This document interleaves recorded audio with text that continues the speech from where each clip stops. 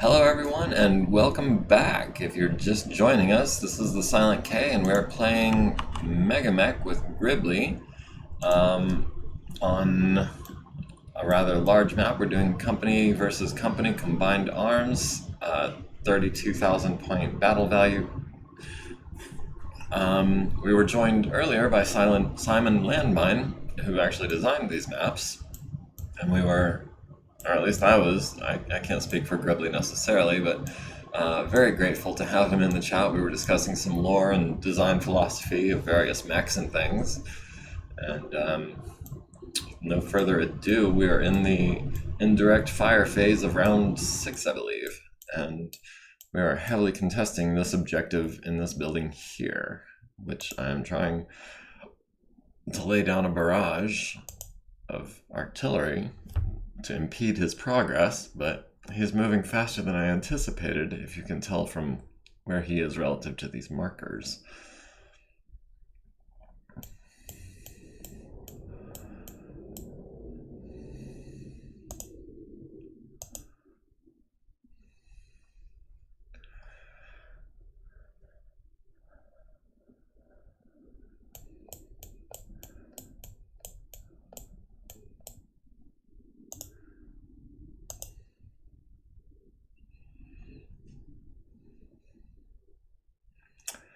And we had 7 artillery pieces. We're down to 6 because one of them got shot to pieces by a passing reaver, which then in turn got shot down by a much lighter fighter who managed to get on his 6.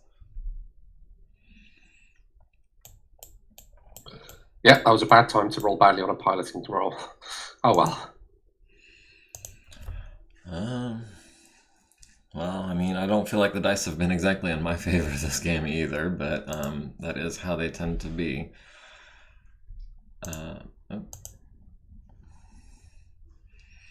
Yeah, in my experience, dice never do what you want them to. But I guess that is the thing about random events, is that they're, Yeah, I mean, by their I think nature, a lot of unpredictable. a lot of the fighters have been taking lots of damage and control rolls and all sorts of stuff, so it's going to happen sooner or later.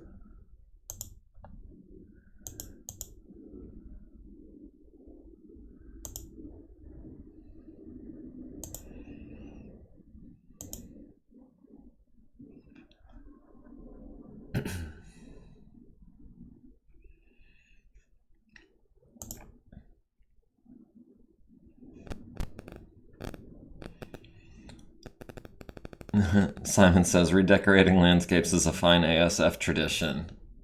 Yes. And I, yes, certainly agree. Good times. Trying to move my artillery now so that you maybe don't have quite such a clear idea of where they are. I don't see any of your guys close enough to pick them up on sensors at this moment.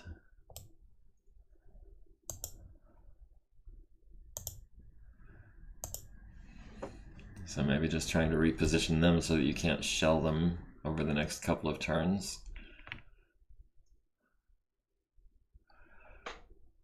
Oh, I've got the drywall camera back on. Let me just fix that real quick. Yep. I appreciate the heads up. It probably would have been some time before I'd noticed. And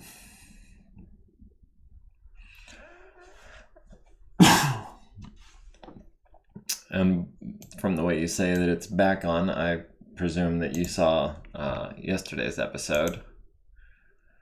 Actually, oh, I think my artillery is going to pick up your pilot. Oh, is your pilot sending you intel? Do you know where my artillery is? That's a bummer. I've also got the crow just up to the north as well. Oh, wow. He's got really good line of sight then. Well, I guess he's probably not on ground elevation. Finest drywall. Yeah, it came with the house. So can't claim credit for that. So yeah, yesterday's stream came to, I think, between 4 and 5 hours. And then I'm expecting probably at least 4 hours out of today. I do have to call it quits around 5 p.m. So we've got at least about another 2 hours left today to play. Cool. And that actually, I don't know if you could hear my phone go off just now, but that was my girl Gemini saying that it's really neat that we've got Simon Landmine with us today. So I appreciate her enthusiasm as well.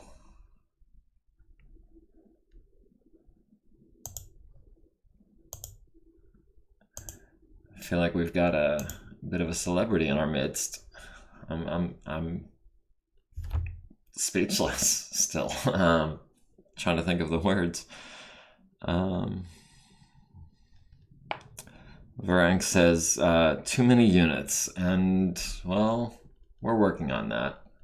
Considering I've already lost what, at least 2 hovers, at least 5 aerospace, and 1 artillery. So I'm down by like 8 units at least, maybe more like 10. I started with 50, so that is about 20% of my starting forces. And I want climb mode, and I want go down. Yes, I want you in the building.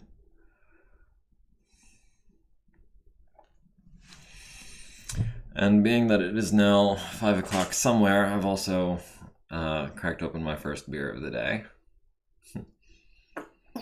Nice. Very civilized. And I assume you're doing like an after work kind of thing where you're probably having a drink as well. I am now, yeah. But yeah. Oh, Simon says celebrity only in quite a small field, maybe a 32 by 34 hex one perhaps. I mean, if someone called me a celebrity, I would just be like, no, you're absolutely wrong. But I'm not any kind of celebrity. I'm not famous in the slightest. But Simon Landmine, your name is out there. You are definitely a celebrity. So I am honored to have you with us.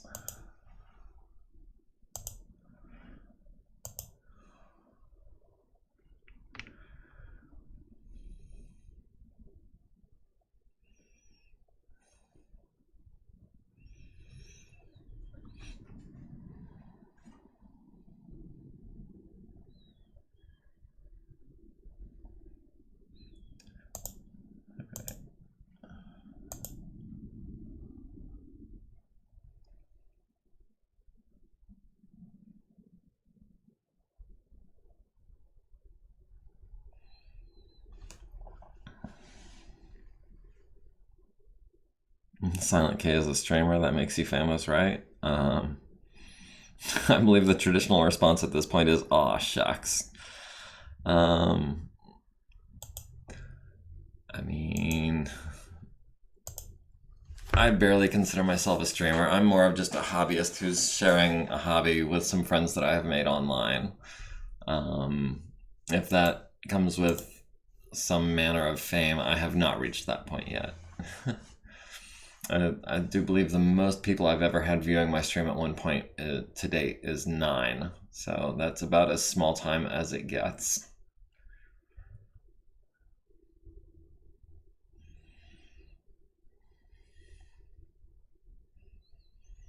Oh, I was expecting these guys to pop up, but it was these guys.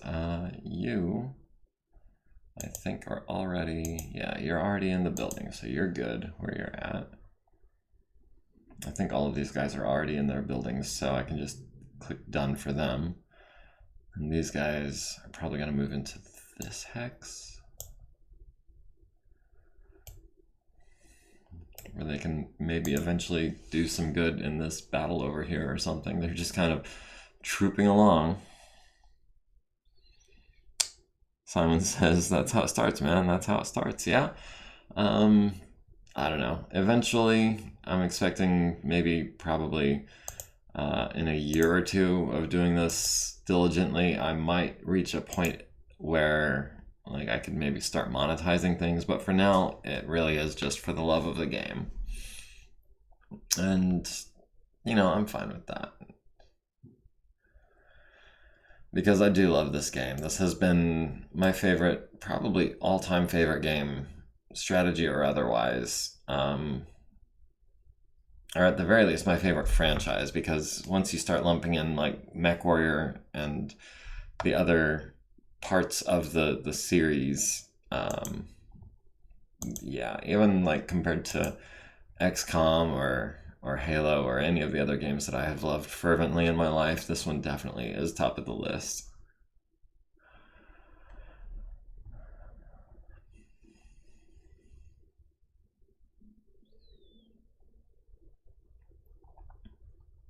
And of course, the board game is my favorite aspect of the franchise.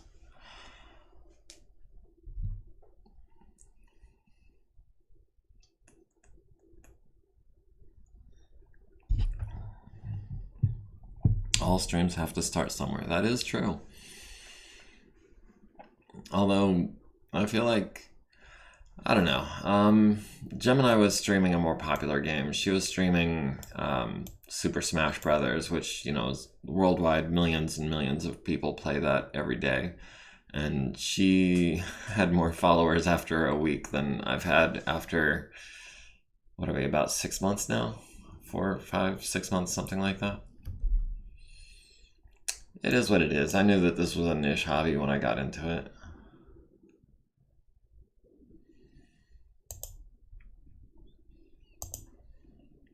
Yes, bring some machine guns to bear on those Gauss rifles.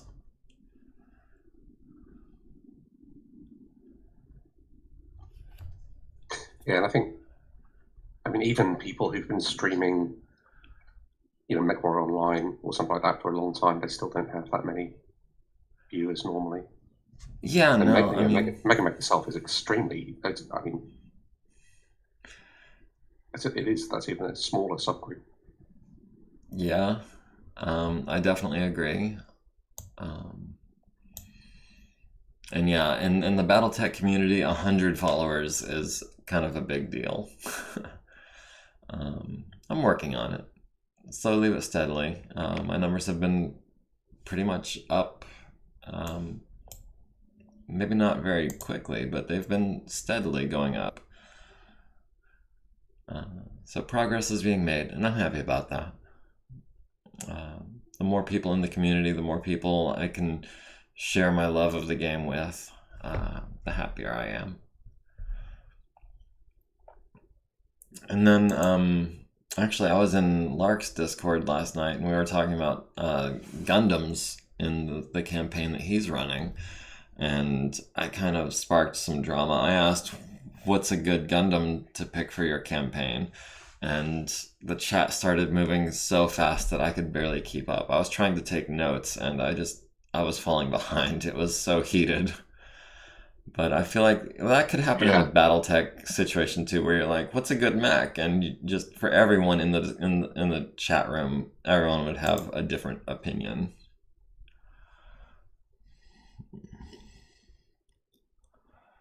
Hank says, "We just need you to be playing MechWarrior 5 and Rogue Tech and streaming 60 hours a week. Then you'll have more followers." 60 hours is quite a commitment. That's, that's more than I'm trying to work, let alone devote to something on top of work. But I do plan on increasing the amount of time that I stream. I don't know how that's going to work with the whole job situation that's coming up, though.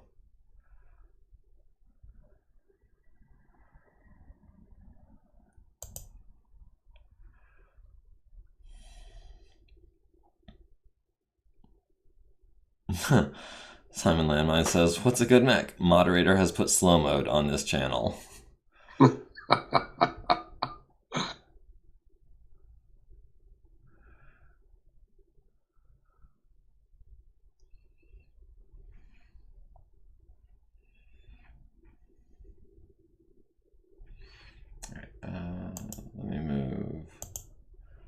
guy. Trying to get into like some short range with your Wraith.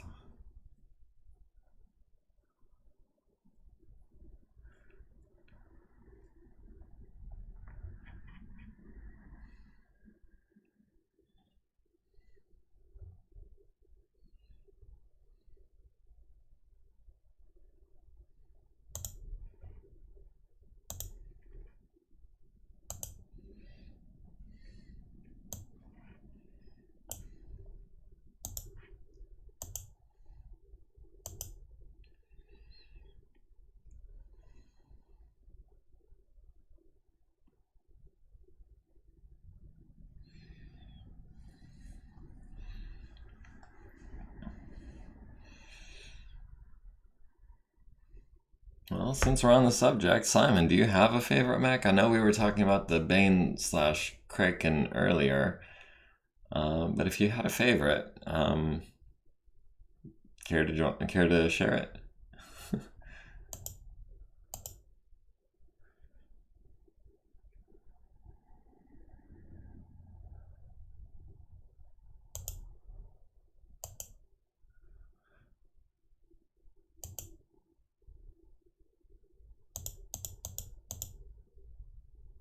Inventory is all gone.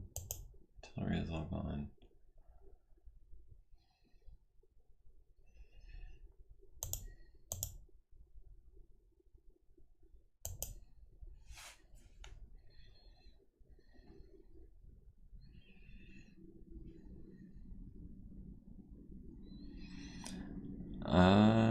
Favorite mech? I'm originally from the days of the Unseen. I can see the second edition box from here, so it's either Archer or Marauder for me. I've always been partial to the Warhammer box art for the box that I was introduced on.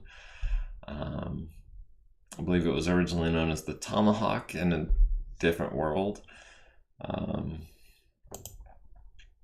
If I had to pick a favorite, I would probably go Warhammer. I feel like it's more effective and efficient than the Marauder, because just from the heatsink situation.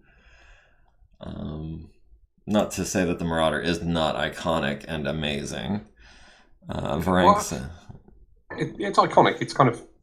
Oh no! I'm absolutely agreeing with that. But it's. I mean, it's not. Its performance doesn't always live up to its reputation generally. Certainly not with the early variants. You know, torso bomb, weak torso armor. Not enough. You know, the Marek version, which has got large lasers instead of the PPCs, and it moves some heat sinks around and crit packs the ammo a bit, is a little bit better.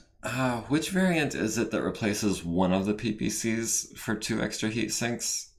I think that one's probably my favorite of the 3025 Marauders. Oh, I don't know. That sounds like a Davian or a Capellan one, maybe. I can't remember. Alright, now this might seem counterintuitive, but I'm going to see how this works, depending on where the Wraith goes. Maybe I'm saying too much.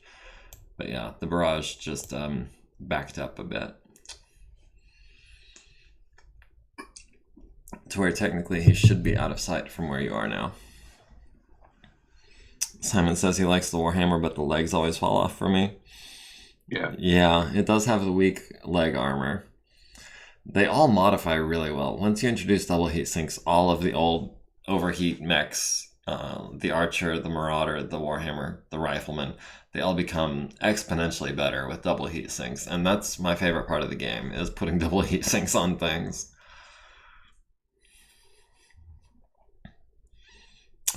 He says, I think that's the Capellan one that does the mix and match, but he may be wrong.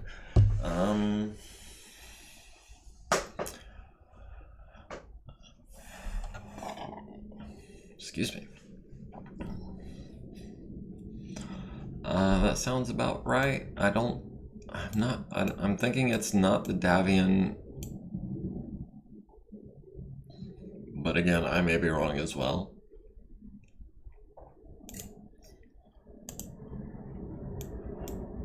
We're going to stand still in this fortified position. But Yeah, I think one PPC and one large laser with 18 heat sinks is a good compromise. I think that two large lasers and 20 heat sinks is maybe just a little too cool, but two PPCs and 16 heat sinks is just not enough. There's no way to fire both of them without at least, unless you're standing still with zero heat going into the turn, you're going to be moving at 3-5 the next turn, and that is just not fast enough for me in a combat situation. I don't mind actually a little bit of overheating. I think it's a shame that as the game's progressed, the heat aspect is basically it's almost irrelevant. Like most designs are very efficient bracket firers, or they just sink everything. Yeah, the Warhammer does that pretty well, I think. Two PPCs and 20 heat sinks. So like it can still be a little bit mobile and fire both PPCs, and it has that for a couple of turns at least before it has to lay off. And hopefully within a couple of turns, even at 4-6 movement, you've hopefully gotten close enough to bring your medium lasers into play, and you can turn off one of the PPCs without losing too much firepower. But the Marauder with 16 heat sinks, like those two PPCs, you do that once, and you've lost all of your evasion. Yeah. Simon says, "Oh, and for oversynced mechs, I still have a soft spot for the Shadowhawk, however ineffective it ends up. I also like the Shadowhawk, and I like to modify that to where I drop one of the heat sinks for an extra medium laser or extra jump jets. Either way, I feel like that brings the heat balance into a better place."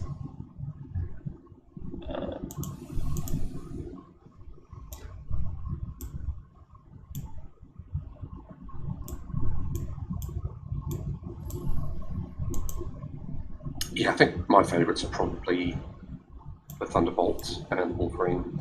Ooh. And there's quite a few different versions down so the 3025 versions are good, and then there are good later variants as well. Varank adds the Warhammer 6D as an alteration of the 6R model. Introduced in 2835, the 6D removed the machine guns and the SRM-6 to add an additional 4 tons of armor, increasing its leg protection, as well as 2 more heat sinks. And he also says, "I would just go with a T-Bolt if I was going with a Shadowhawk." Yeah, I'm fond of the Thunderbolt as well. It has a very good mix of weapon ranges, I think, between the large and the LRMs at long range, and then the mediums and the machine guns and the SRM at short range. Usually my first modification for that one is to drop the SRM2, which I feel like is generally not a great way to spend 2 tons. If anything, I would drop the SRM2 for 4 more machine guns. I've done a variant like that was a lot of fun. Once it gets into kicking range, it just has even more firepower and even less heat problems. So sometimes you can bring that large laser in as well. That's a lot of fun.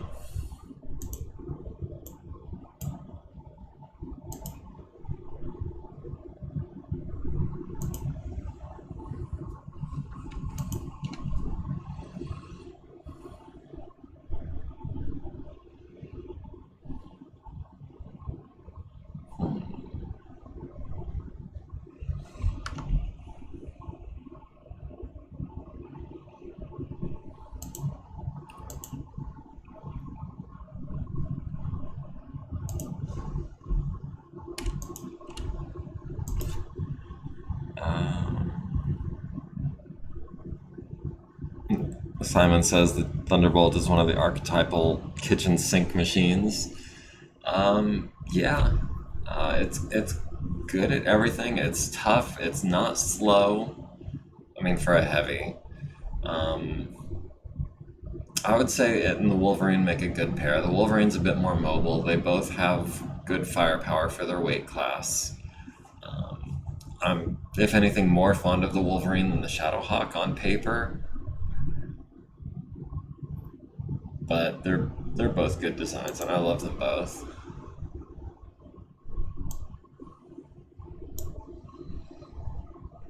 And it has strong legs, yes. Yes, it does.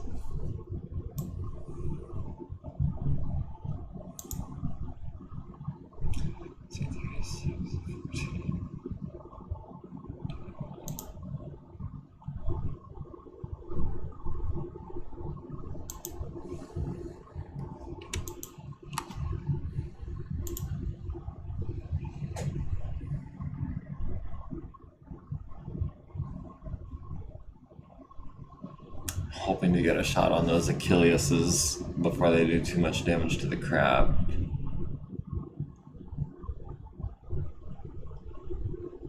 Although I understand once they start swarming, I won't be able to target them. Oh, might have to go for another donkey kick with the fast cat.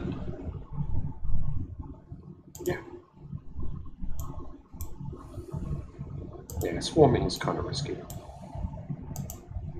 Risky? What's the downside? Well, it's difficult to pull it off, and then in the round that you do it, you don't actually do any damage. So you can get knocked off, or make them jump into water, or... Well, the crab's not going in the water at this point. The crab's not going anywhere at this point. Is there a bonus to your swarm attack if he's prone? I don't know. Possibly. There's not much point swarming with them because they don't have any arm-mounted anti-mech weapons. Oh.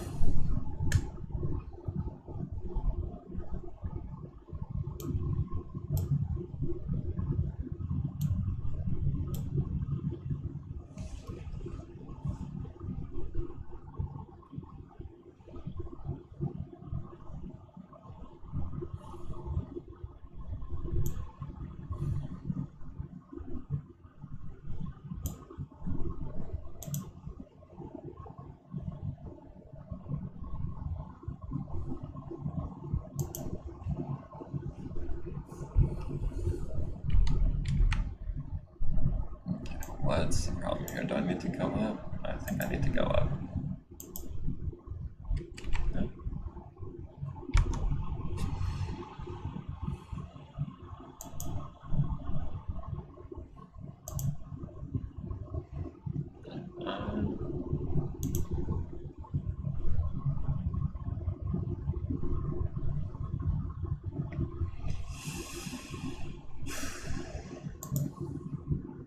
Guess that's my move.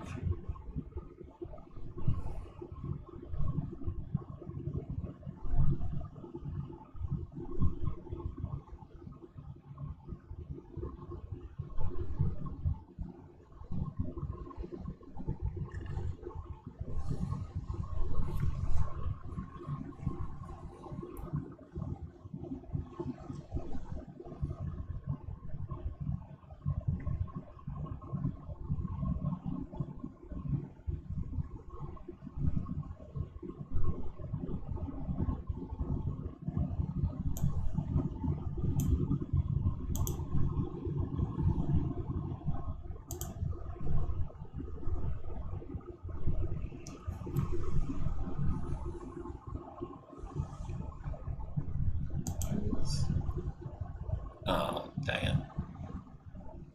I thought he had infantry, and I think I was mistaken.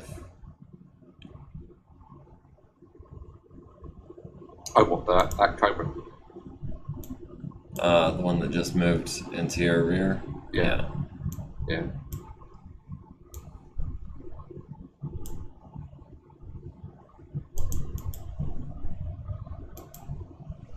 Shoot, stop that.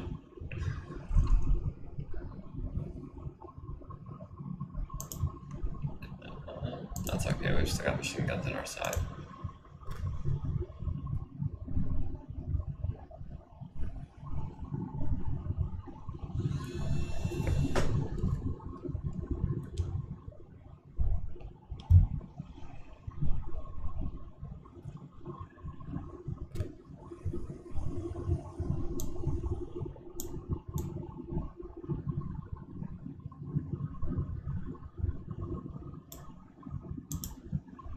Well, if you're gonna fall back, I guess it's on me to fall forward. I forgot about that minefield I just walked through. I need to be more aware of those.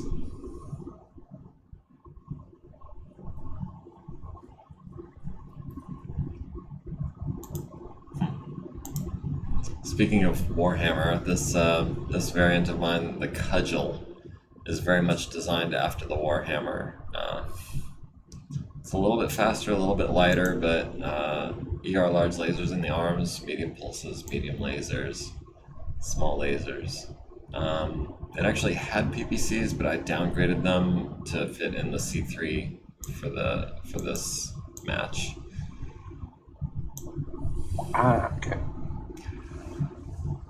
The Cannoneer kind of follows a similar principle where the concept was how small of a mech could I fit 2 Gauss rifles in realistically, and so and they're in the torso, not the arms, but the sprite is the default heavy mech sprite, which looks very much like a Warhammer, so it fits, I think. But yeah, a lot of my custom designs are very much inspired by things like the Warhammer and the Marauder.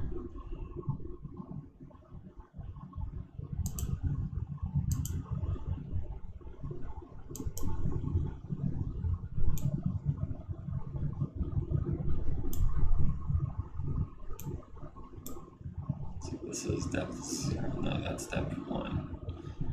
Let me just double check. Okay.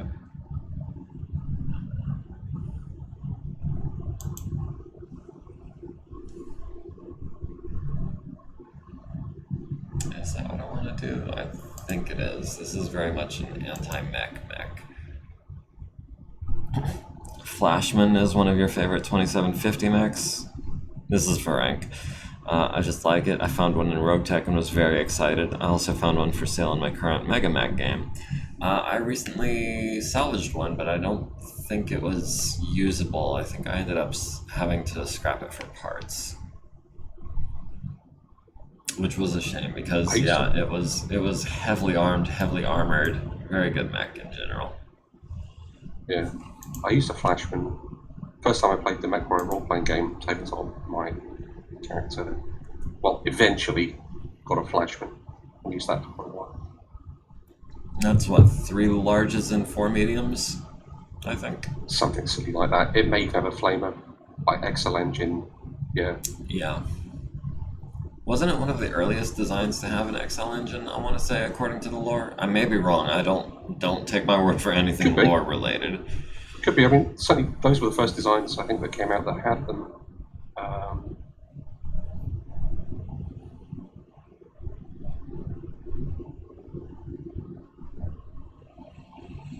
Oh man, the Star League. I remember back when the Star League was first, I remember when I first got the 2750 TRO back in, would have been in the late 90s, 97, 98, I think. And I was like, oh my goodness, this technology is amazing. And then 3050 became the newest addition to my collection. And obviously it's just, Clan Tech is so broken.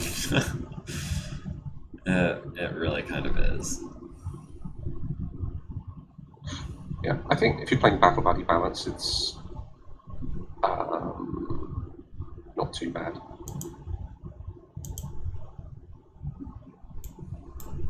I think the games against the clans are quite swingy. Like, they either go, if you're in a nice open map, once you open fields of fire, especially against early Innisphere designs, the clans will win. If it's a smaller map with terrain, and the Innisphere can outnumber them getting close, then it's fun. It's interesting, though. It is. I really enjoy the dynamic and the different ways that it plays out. And in an evenly matched BV game, then yeah, it tends to be at least in the ballpark of a fair match. Whereas if you're trying to do even numbers or even tonnage, very much less so.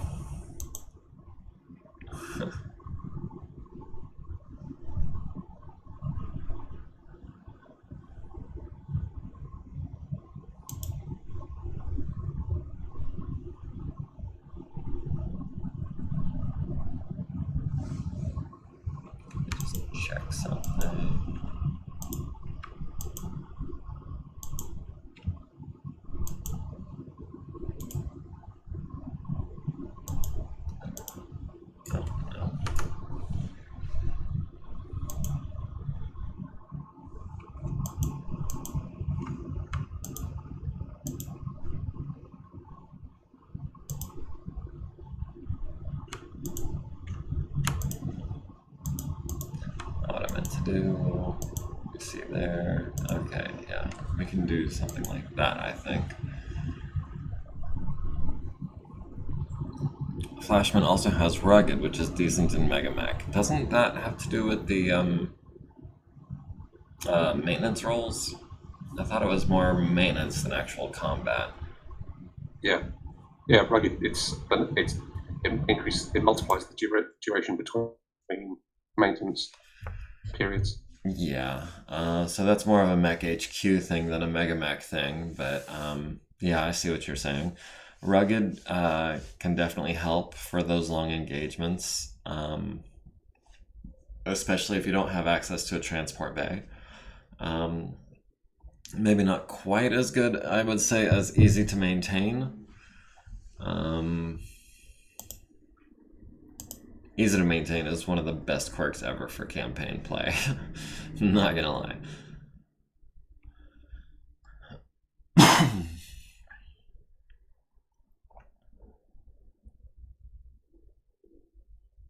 Yeah, I get the names mixed up too sometimes. It's no big deal.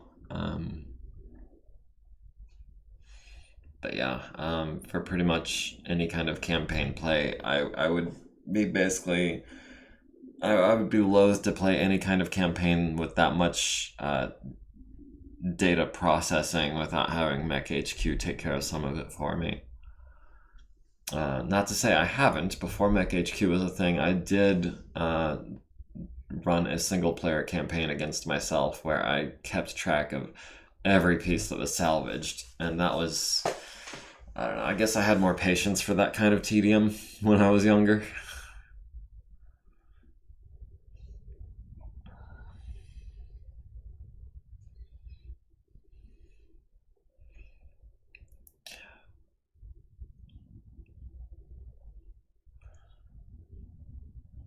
I don't know, I guess when I was younger I just had fewer things to occupy my time, and so I was more willing to spend several hours just doing things by hand. But now I know there's alternatives, and there's no going back. Rank says, we played a large campaign many years ago, but we didn't have nearly the details that Mech HQ does. I've heard that there are a few different systems for abstracting repairs and supplies. Like, I've heard of a war chest in some situations. Yeah, the total chaos, yeah. I don't like those as much. I mean, they are very abstract, and I found I didn't like the scenarios, the tracks as they call them, very much. I think if you could integrate some kind of war chest kind of point buy system into a campaign that they were talking about on DFA Wargaming, I think that could be a lot of fun, because I understand that they were. It's been a while since I've kept up with that channel, but they were talking about releasing their campaign system where it was, a series of battles more than like an actual campaign. But like the winner of the first battle would determine what the second battle was. Like, if the first battle was me trying to do recon and you trying to prevent recon, if the recon was successful, then the next mission would be, me attacking your base or whatever, that kind of. And they had, I think, a number of 4 to 5 battle scenarios that you could play out like that. I feel like something like that could work really well with a more simplified battle chest kind of system where you had points for repairing and refitting and purchasing things. But I don't really know the specifics, so I'm not trying to say it is or isn't, the best system for what we're trying to talk about. Ooh, nice. Yeah, this personal taste. I mean, I think Mech HQ gives you. I mean, it automates all of the record keeping stuff. Yeah. So it makes running a campaign very. I mean, it can still be very granular, but it's better than using a spreadsheet. Yeah. And honestly, it is my preferred method for running a campaign. That's why I started streaming, actually, is because I thought it was such a good way of keeping track of such a high level of detail. And that really is what I love about BattleTech and Mech HQ, is just that level of detail. Oh, there's some comments. Varank says it was run in the old D&D style with MechWarrior book. Yeah, I'm familiar with second and third editions. More third, I think, than second. Each of us had a mech. My friend with the spider did very well, but he never stood still. Yeah, that's how you play a spider. Simon says the Stratcon version of Mech HQ is looking like it could be interesting for campaign play, but disclaimer, I don't play Mech HQ. Varank says that does look interesting, and yes, I can concur, it very much is. I feel like it has some balance issues. It tends to throw overwhelming odds at you, but he says, but Nick has been putting a lot of work into it. Yeah. One of the things I would point out is that people often take Mech HQ as being sort of shorthand for saying playing the against the bot campaign using that functionality. And I think a lot of people use that, and that's where their BattleTech, experience lies. Whereas Mech HQ simply, I've never used against the bot at all.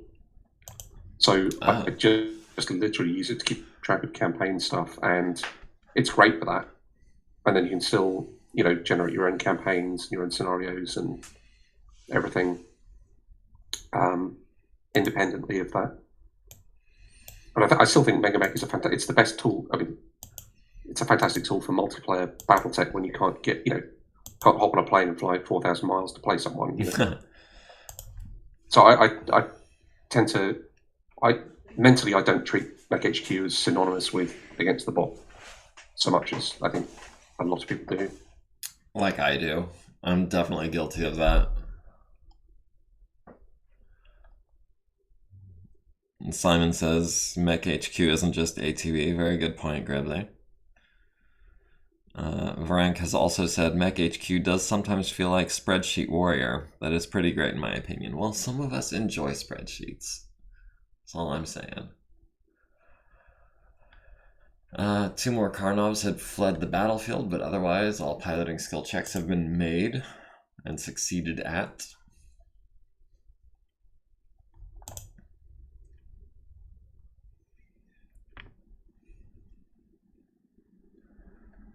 And now comes the tag phase.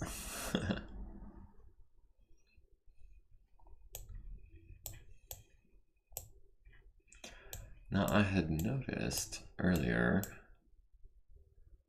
it looks like one of my C3 networks is down, but I'm not sure why, because the crab is still functioning. It's only lost a leg.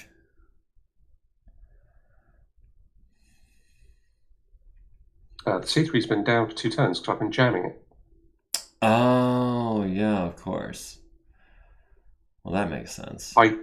I turned off the stealth armor on the Crow 2 turns ago and switched the ECM back to normal ECM. I see. And that's why I flew it over. I forgot. He's been steadily orbiting the crab. I need to do something about him.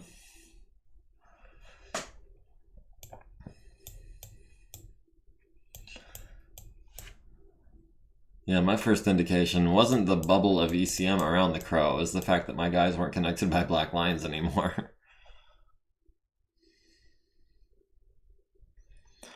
Varank says, I really enjoy ATB. I can pick up and play a random scenario when I have a little bit of time. Yeah, that's how I've been playing it on the Fighting Bulldogs, is just when I know I'm going to have a couple of hours free, or even just a whole day, I'll just sit there and, you don't have to coordinate with anyone or anything like that.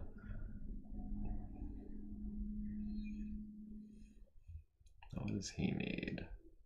A 9. I tried to get him as hard to hit as possible, but... Whew.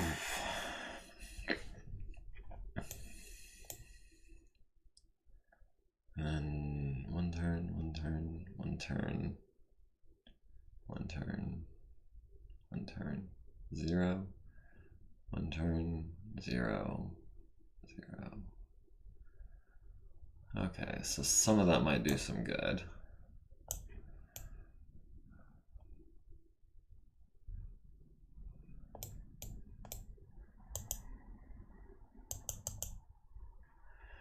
of range. Yeah, those are all out of range.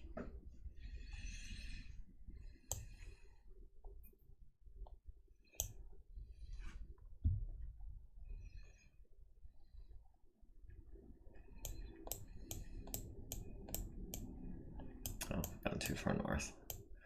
Wow, you really want to tag that terrier, don't you? Possibly. Needs an 8, needs a 9, needs a 12. Oh, and one more, needs a 10. So we've got 8, 9, 10, and 12.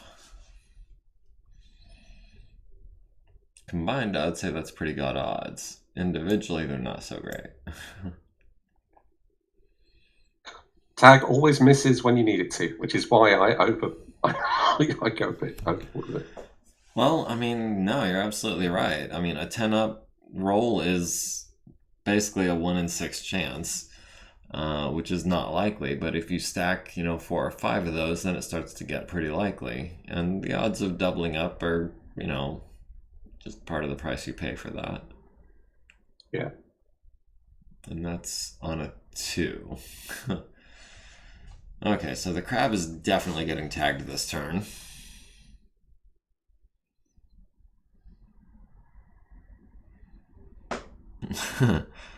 Simon says, English to American translation, possibly equals certainly.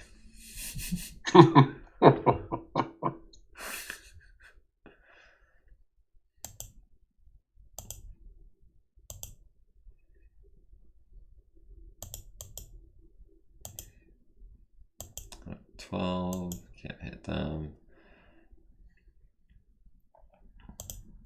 Well, I guess a 12 is the only opportunity I've got, so it's the only opportunity I can take.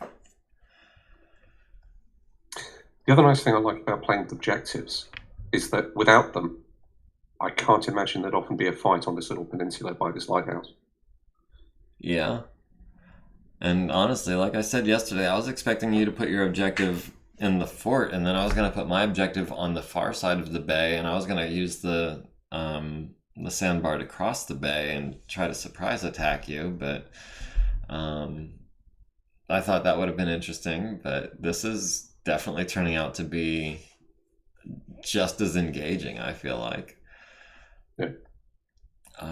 And it looks like the terrier actually went... You tagged the Jenner, you tagged the crab, but the terrier missed on a 9, missed on a 12, missed on an 8, missed on a 10, missed on a 6. Reaper hits the Orion for 15 to the center torso and right torso, and the Partisan for 5 to the front, Archer to the right leg. Reaper hits the Achilles, destroying him. Reaper scatters, Reaper damages terrain and a building. Long Tom hits the Marauder for 15 to both arms and the left leg, and the Anzu for 5 to the right torso. So that actually worked out quite well.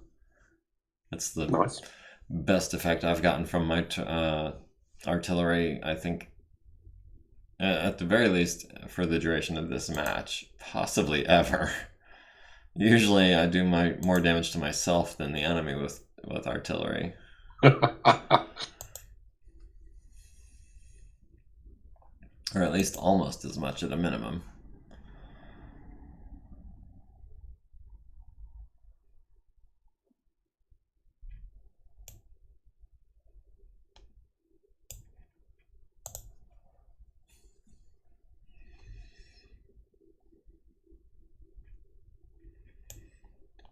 Nothing.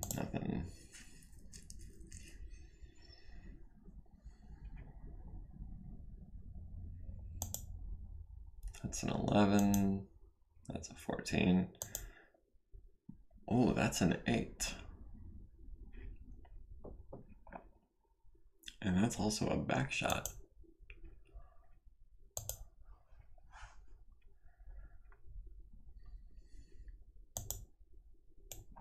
That is a 13.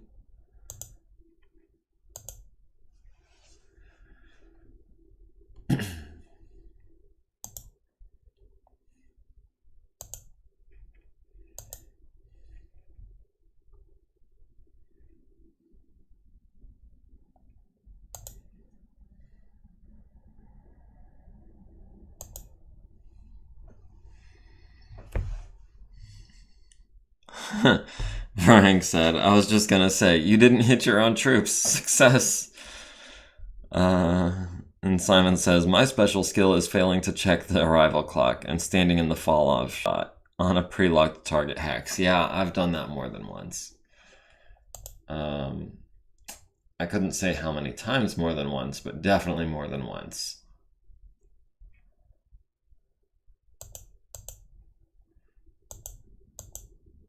On a 15th, dang. Yeah, artillery is really tricky to use. I've always had a difficult time getting it to land where I need it to.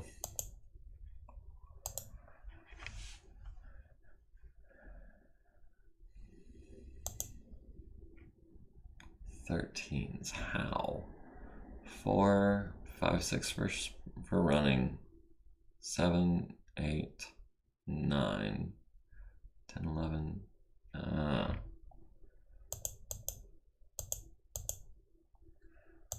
And that's a 13 as well. Yep. Yeah, these Cobra's machine guns are not turning out to be super effective, which I guess stands to reason. Especially because I'm not putting them right in your face.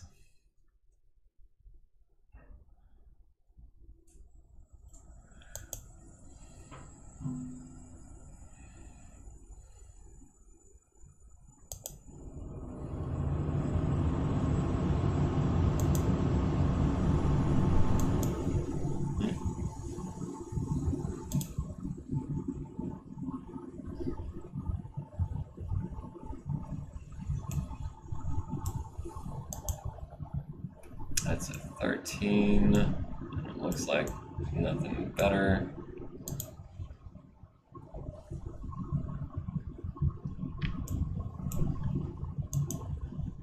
So a 13. I mean, the SRM carrier is not even in range.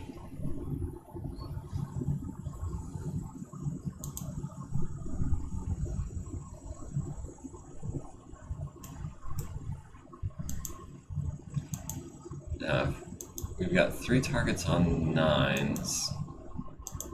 I think we can, if we hit, the most likely thing that we are to do effective damage to is this guy.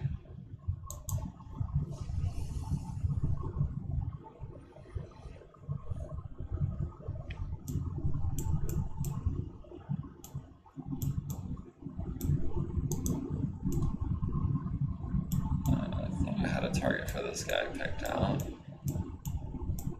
but I guess... it's these guys. Take a couple of 10s on them.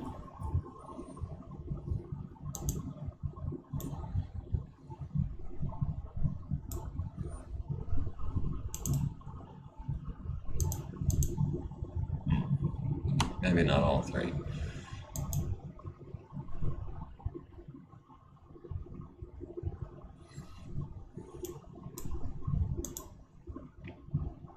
Oh, you're in the... Oh, I'm way too... Oh, that's right. This is the guy with not enough thrust to get himself back in the air. How much thrust do you need for a landing like that? Do what? How much thrust? Is it like 2 thrust you need or something? The Sparrowhawk is down to 1 structural integrity, so 1 thrust is all he's allowed to use without making a 13 plus check. Okay.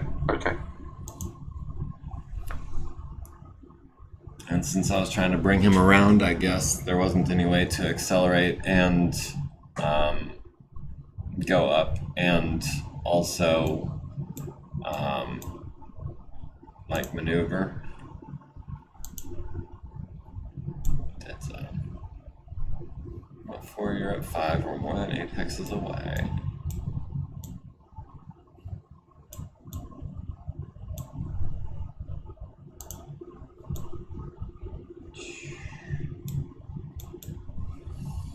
What is it? Control next target?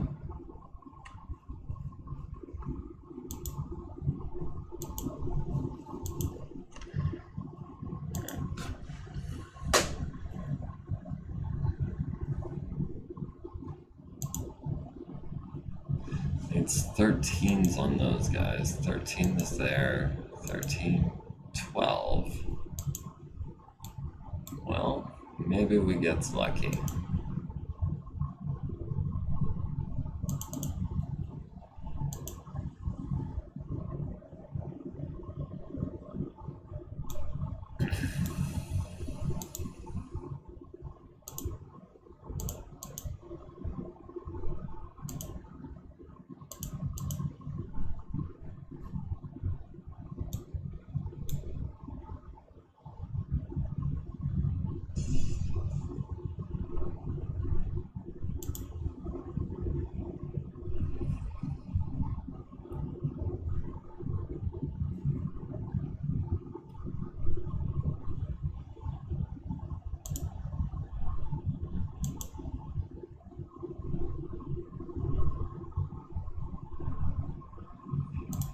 Might as well take a couple of 12s, 13s, 4, 5, 6, 7, 8, 9, 10, 11, 12, 13. Yeah. Oof.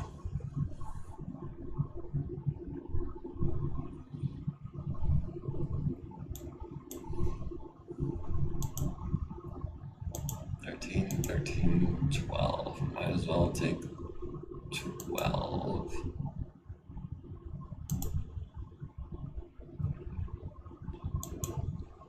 Yeah. I mean, any shot is better than no shot, right? Yep. Especially if it's if you got the heat sinks for it.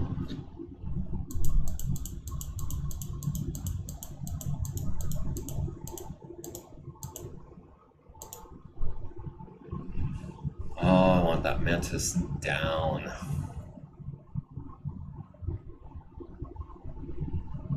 He's gonna get hit with something. The odds are just.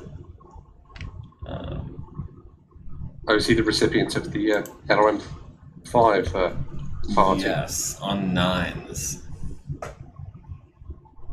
Oh dear, that's not going to. And from behind? Yeah, okay.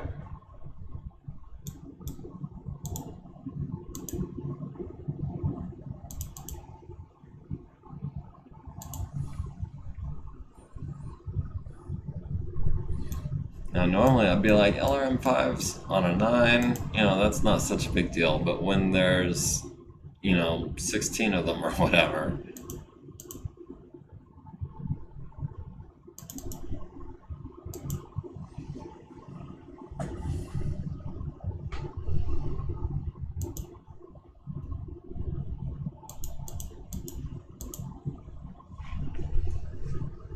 I feel like I'm finally starting to land some hits. I just don't know if it's enough to turn the tide.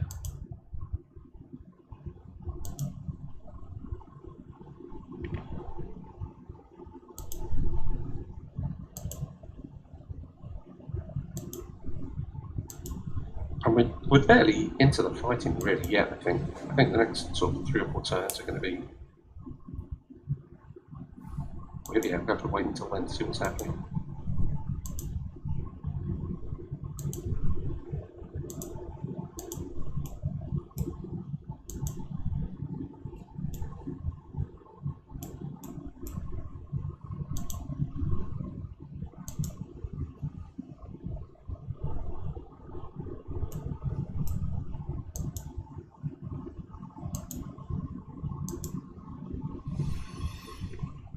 I need to do something about this crow. But he's just so dang evasive.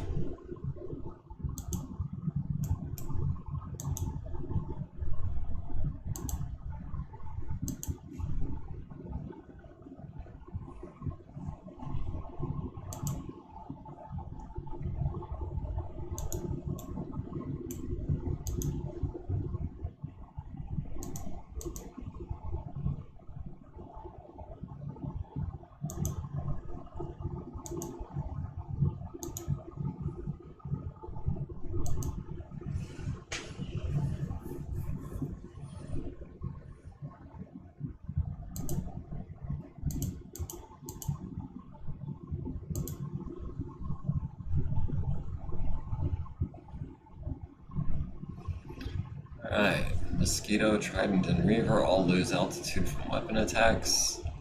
Anvil has ghost targets active, so does the Mantis. Phoenix Hawk, firing at the Flame Bird, hits the center torso, rolls a 2 for this crit. The Apollo on the Jenner needing 8s and getting a 4 and a 6. Wolverine at the Flame Bird needing 9s and 11s, getting nothing. The Wraith at the Clint needs a 10. My Laser Heavy Platoon at the Apollo missing on an 8. Anzu at the Jenner landing a light PPC to the leg, which is underwater, but does hit the right torso with that autocannon 10 second shot. Raiden battle armor against your Gauss rifle platoon kills 1, 2, 3, 4, 5, 6 guys. So that could have gone better. I feel like, yeah, because 2 to 2, 2 to 2, 2 to 2. Bear in mind that battle armor machine guns, I think they're 3d6, not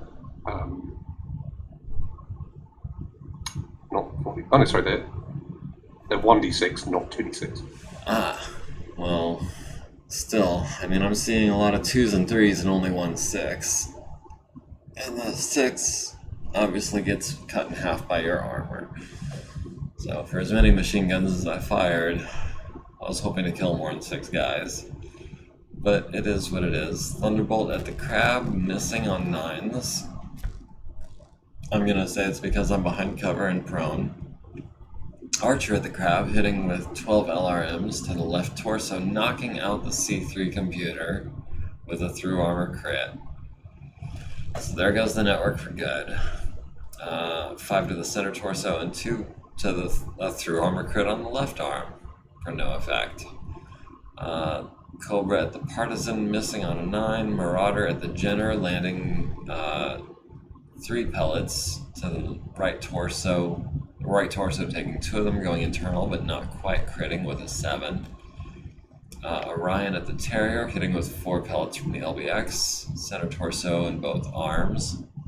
Rifleman at the Cobra to the right side, stripping the armor, and to the rear, leaving it with 1 structure and knocking out its sensors. Awesome at the Terrier on 10s and 12s, missing. My J. Edgar at your Partisan on a 9, missing.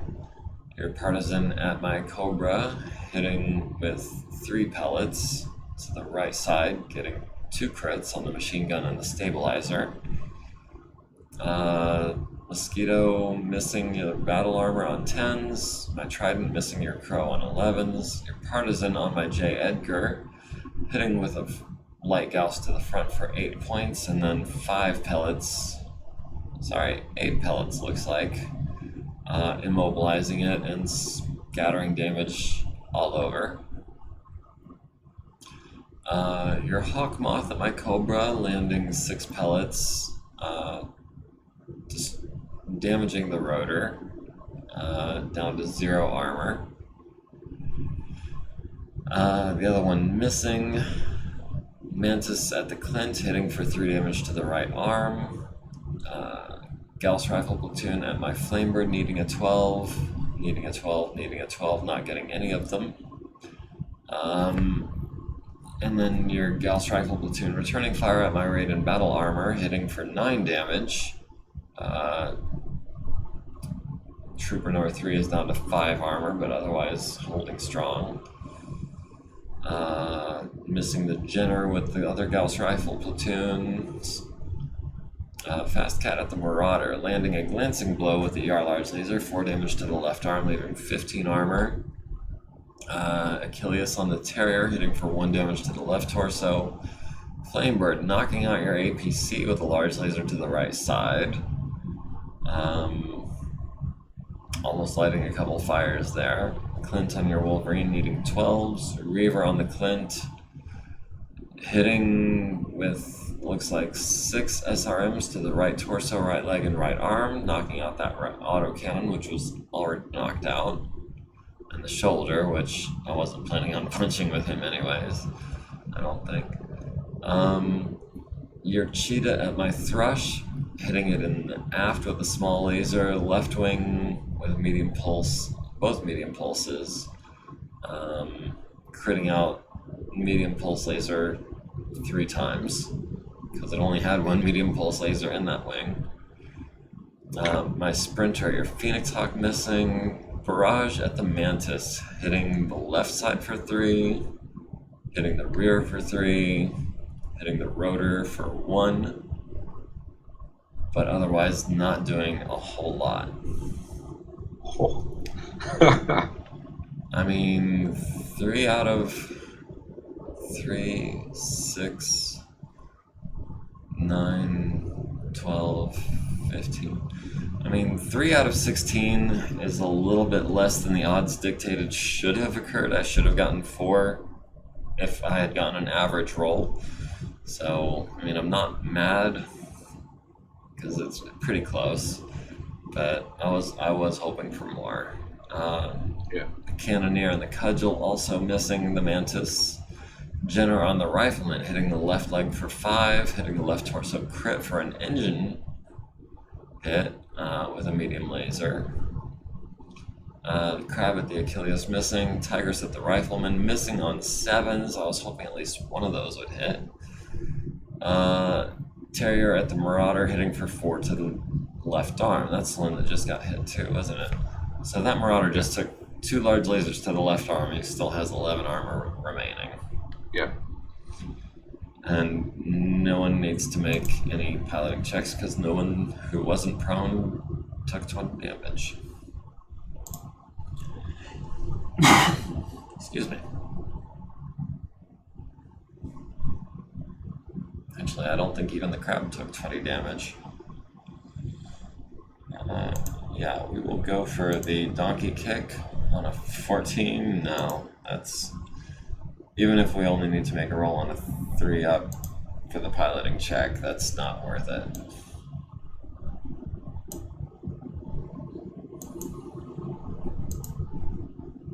And a 12. Jeez.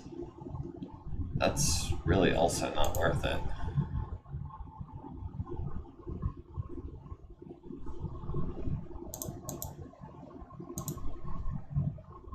That is...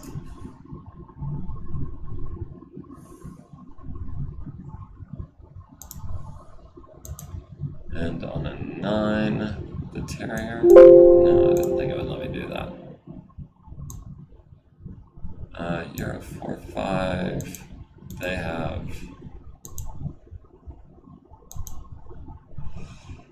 Watch, I'm gonna hit Trooper number 2. The one that only has 2 hit points left. But I'm gonna take that chance. Either that or I'm just gonna miss and fall on my butt.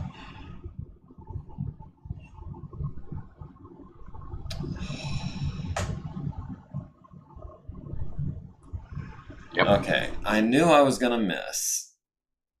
I really did not think I was actually going to fall down on a 3. Yeah. That's...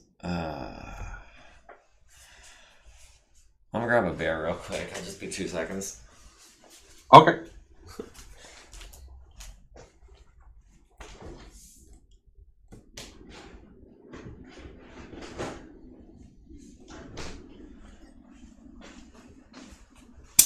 That's... Like, I don't mind rolling a 2, but rolling a 2 when you only need a 3 is like a kick in the gut. It's the worst. Bit of a pain in the ass, yeah. Thrush does not lose control. There's a flare in Hex 3924, which has 5 turns left to burn. Did you use a flare? Oh, I think one of my long toms switched ammo automatically. Because it ran out. I was thinking about using a flare a couple of turns ago, but I think I did. So.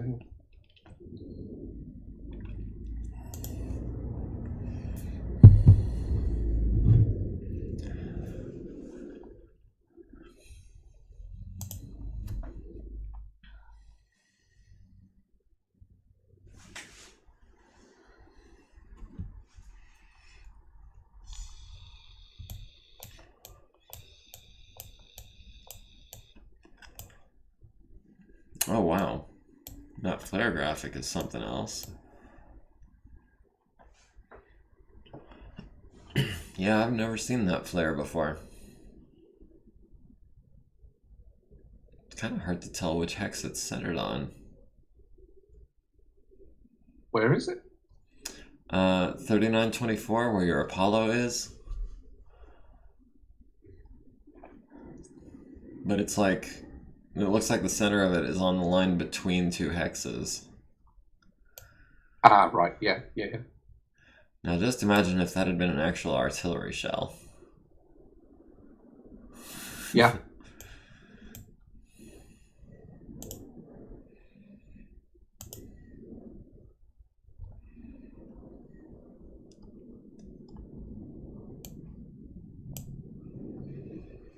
Oh man, I could have hit like 4 dudes with that.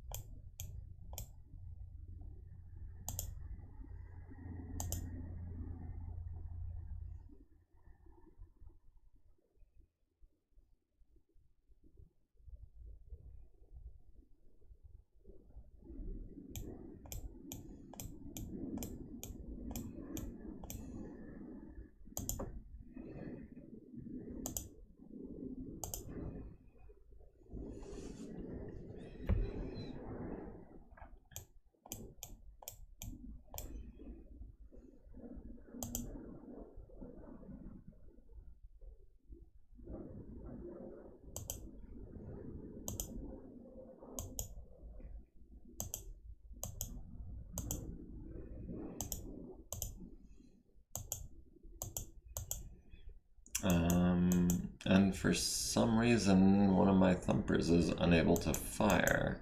It has ammo. It's torso twist to turn the turret. Ah, I didn't see that green line. And it doesn't have a turret, so there's that. I had not realized that one of my dudes was at an angle. I'll have to take care of that during the movement phase. In the meantime, I've got another target I can hit. Assuming I can roll high enough, which is unlikely.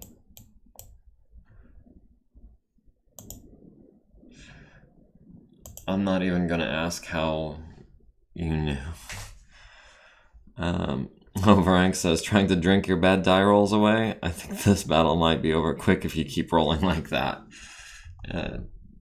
Roll me under the table with all these twos. Is that...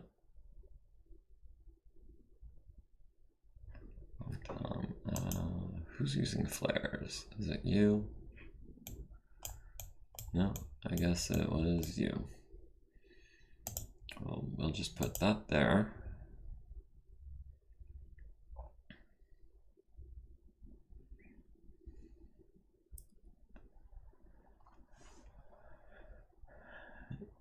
Yeah, I figured out that was what happened with the flare, and apparently I didn't get to shoot my number 1. I must have clicked the wrong button. Yeah, there's only going to be 1 long tom landing for any effect. Yeah, it ran out of regular ammo. Okay. Because they only have 10 rounds of ammunition, and half of those were specialized ammunition. 2 of them were fast cam, which I unloaded early on, so now I'm down to regular, but the other one had elimination ammo, so that's what he's down to now.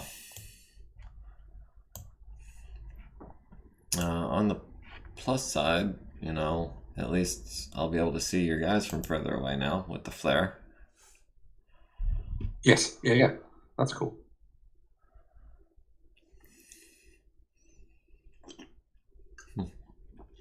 First flare round I ever fired, and it was by accident. I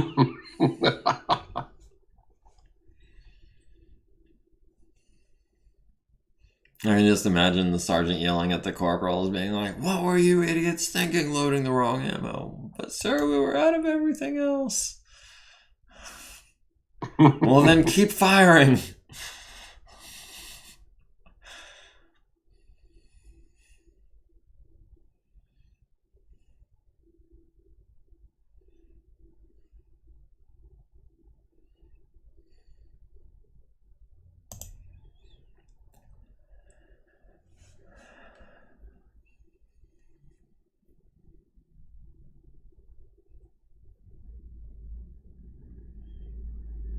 lucky through armor crit on my C3 computer. That cost me about 800 battle value. Yeah, I had a lot of stuff that should have hit him that missed as well. So yeah, the whole through armor crit thing. I know your really feelings on that. Yeah. I like it. I feel like it adds a significant amount of randomness to the game that I enjoy, but I can understand that, like, if they were to rewrite the system from the ground up, knowing what they've learned, I wouldn't be upset if they did it differently. Even if it meant I would have to learn entirely new rules.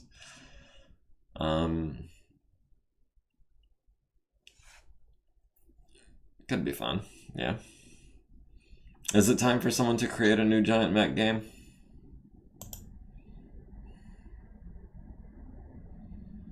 I mean, I know that. I don't know. I mean,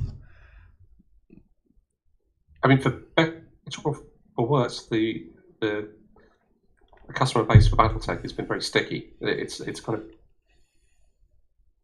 it doesn't necessarily attract a lot of new people these days, but it's retained a decent number of people from years ago.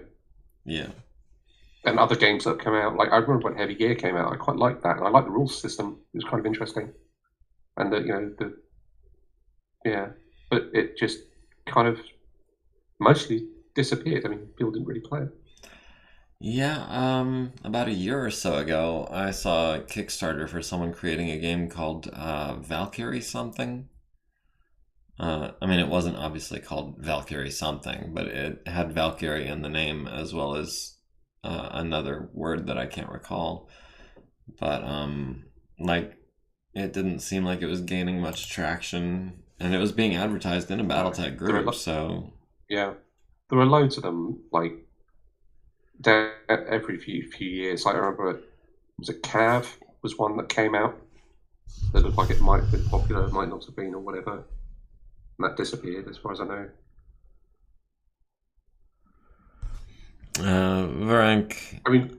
Varank has a comment. He says, "I like BattleTech rules. It has a following that getting people to adopt. That's what Gribbly is saying." And yeah, like I feel like there are pros and cons.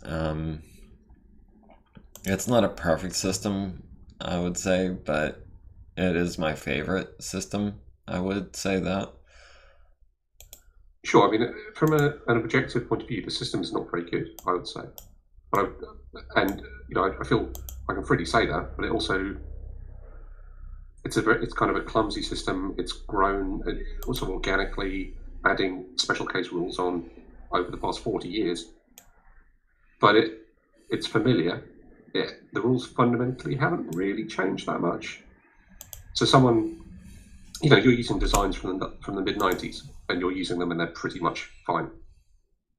So there's the familiarity effect. And, some of the lore is interesting. There are also some novels, there's some interesting characters, there's some video games crossover. So all of that together, I think that's probably has had more of an effect than any sort of arbitrary sort of quality of the rules. Yeah. It goes back to some of the comments we had a couple of weeks ago about Games Workshop. Their flagship games, the rules are pretty average, and their specialist games that they've produced over the years have had fantastic rules and have been wonderful games, and they've disappeared. Like Man of War and all of that. People loved it, but it wasn't a money spinner. So, and even though it had really good rules, it was a fun game, it didn't attract people. Or at least, well, that's not fair.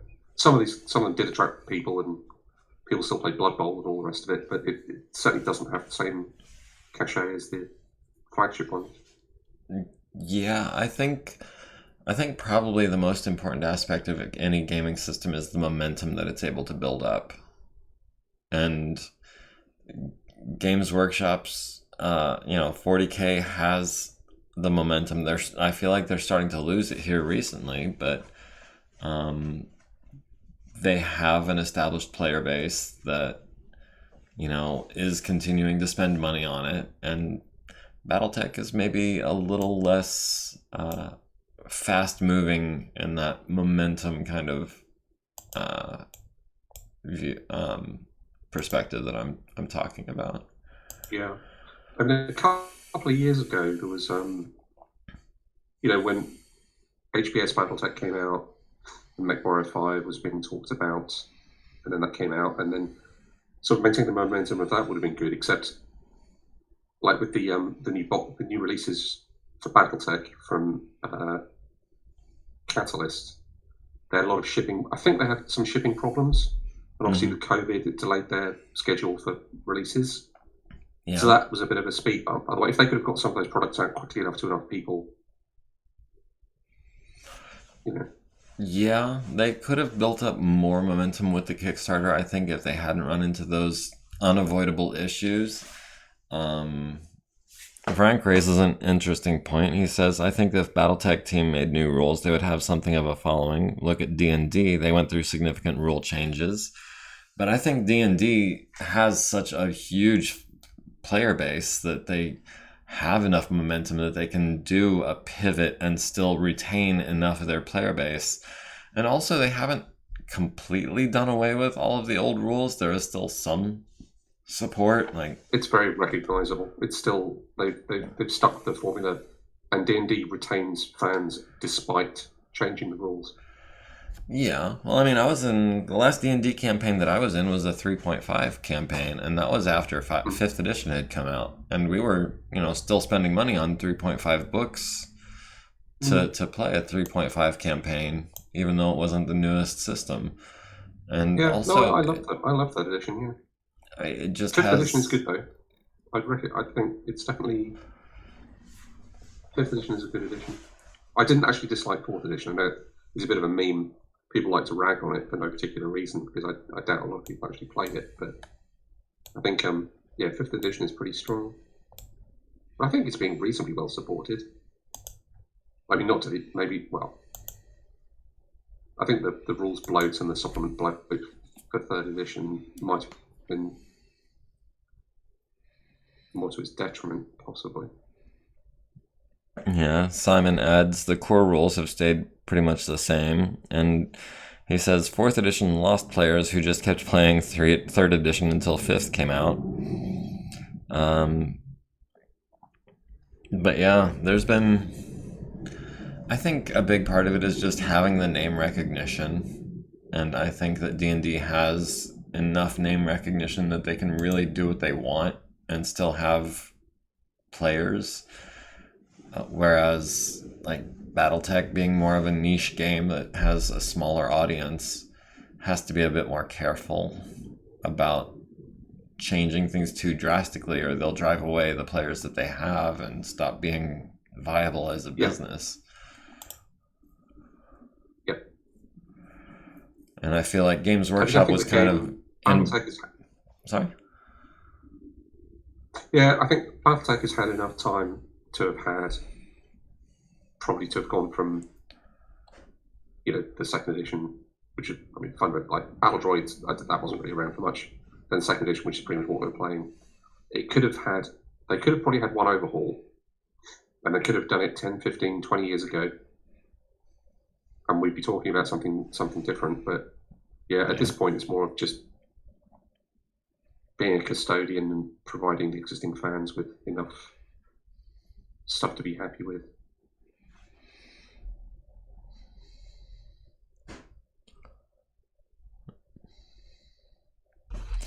All right. I was going to say, like, the new Ill Clan stuff, I mean, I'm not that interested in the stuff that Clan Wolf gets up to on Terra or whatever, but they're gradually moving the story along a bit. Like the Tamar Uprising book looks like it could be interesting. But it's kind of a gradual thing. Yeah, I think, honestly, where Games Workshop probably went wrong is when they started making their old stuff obsolete. Whereas BattleTech adds to what they have without changing the old stuff significantly. I think that Games Workshop has made a pretty big blunder by saying, hey, if you don't have the newest stuff, you're going to fall behind. And honestly, it was that mentality that got me stopping, that kept me from staying in Magic the Gathering. I played that for a few editions, and when I realized what was going on, I was like, no, I'm not trying to spend money on this every 6 months just to stay current. I want to buy the game and have the game and play the game and not have to keep buying it. Yeah. I think with Games Workshop, generally speaking, and they sometimes make mistakes with it, they try and keep all the models. Generally, I know there are specific models that people will immediately stop quoting, but if you have a Warhammer army or certainly a 40k army, the models are still going to be valid throughout all the editions. It's just the books that get changed to an extent. And some people like the edition changes, but I think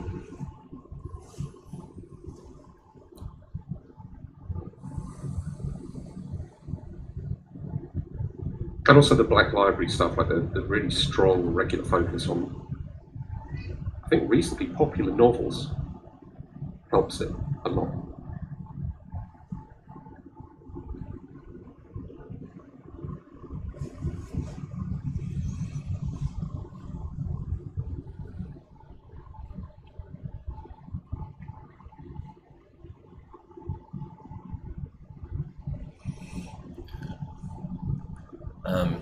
Just so you know, Gribbly, there is a fair amount actually going on in the chat right now. I haven't been able to read it all out loud, but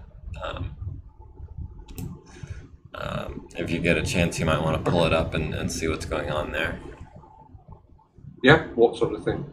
They're just discussing like edition wars, and Simon's talking about the force nerfing cycle. People talking about what they think of different editions of D&D, stuff like that.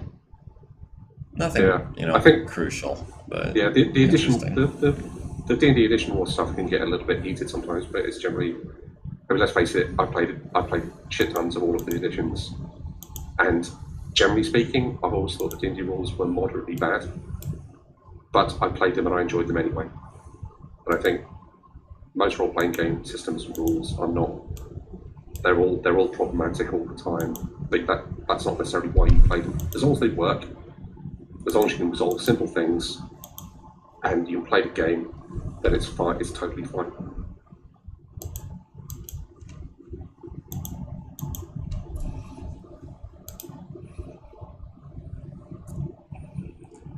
It's like another past product like Shadowrun. The rules have always been terrible for Shadowrun, but I still love the game because of the lore, because of the setting, all the rest of it. The rules are totally nonsense, and they've got worse.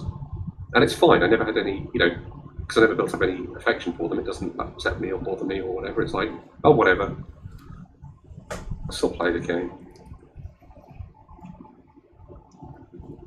I've actually only been invited to one Shadowrun game and read one Shadowrun novel, and I thought it was interesting, but it wasn't enough to hook me as a player. It wasn't enough to get me to open my wallet for them. And I honestly, if I was going to get into a new role-playing game that wasn't D&D at this point, it would be a strong contender. It might even be my first choice. But I don't know. I guess I'm just not in a place right now in my life where I'm trying to spend that much money on gaming. That's why I play so much Megamek, is because it's free. Yeah. So I guess I'm just. A lot of the older Shadowrun stuff. Sorry? But a lot of the older Shadowrun stuff, you can get the PDFs quite cheaply. And honestly, some of the earlier editions are, in my personal opinion, better. They're at least as good as some of the more recent ones. It's just a matter of, I've been wanting to run some Shadowrun for a while, but the last group I ran stuff for, they wanted to do D&D, so we played D&D, and that was fun. That was really good.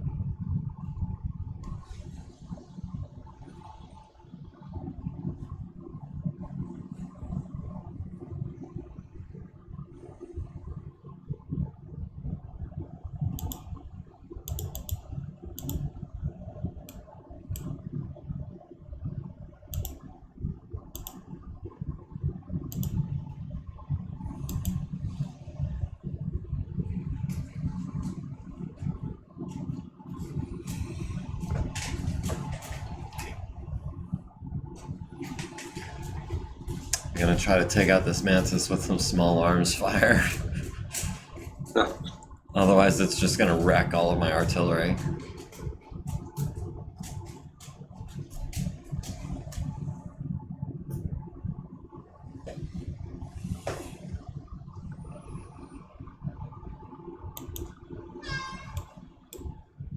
Yeah, the Reapers have got a little bit of armour, so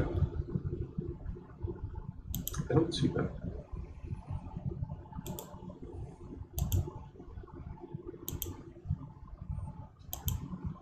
I mean, yeah, they have some, but if you hit with all of your small lasers, you could chew through it real quick.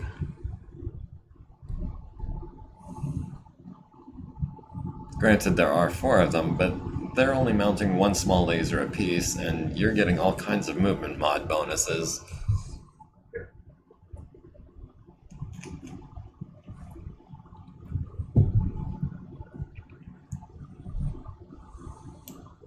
Also, I have no idea where your artillery even is. I've kind of stopped scouting your back ranks entirely. Yeah, I managed to kill a few of the scouts or immobilize them, so fortunately.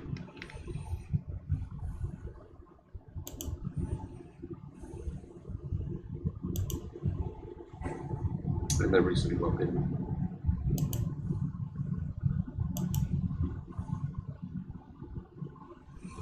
Yeah, I wasn't trying to do a great job of hiding my artillery. I was more trying to put them in a place where I could get out if I needed to. Honestly, I should have spread them out more.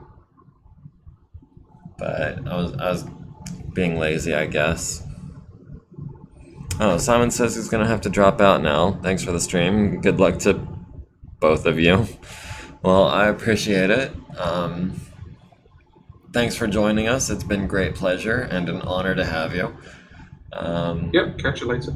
Do please continue producing these wonderful maps. I will try to join you. I've actually done a few myself. Like I had mentioned, I had done some geometric ones, but I also did one that was designed to be a basic training kind of course for new players, where it starts off with elevations and then it moves into like forest and then swamps and etc. So if you join the Discord, you can get that from the link there. No shame plug. But yeah, thanks for joining us. It's been a pleasure, and I'm glad you were able to make it. Have a good one.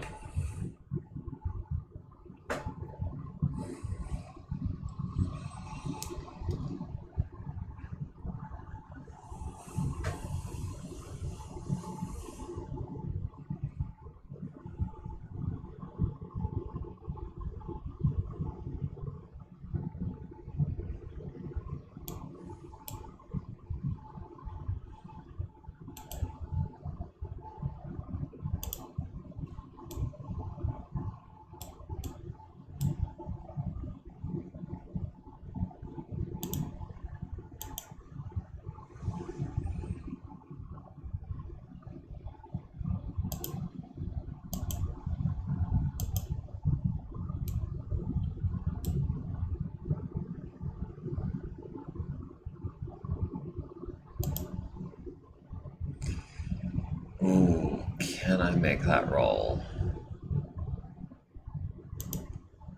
Just check something real quick.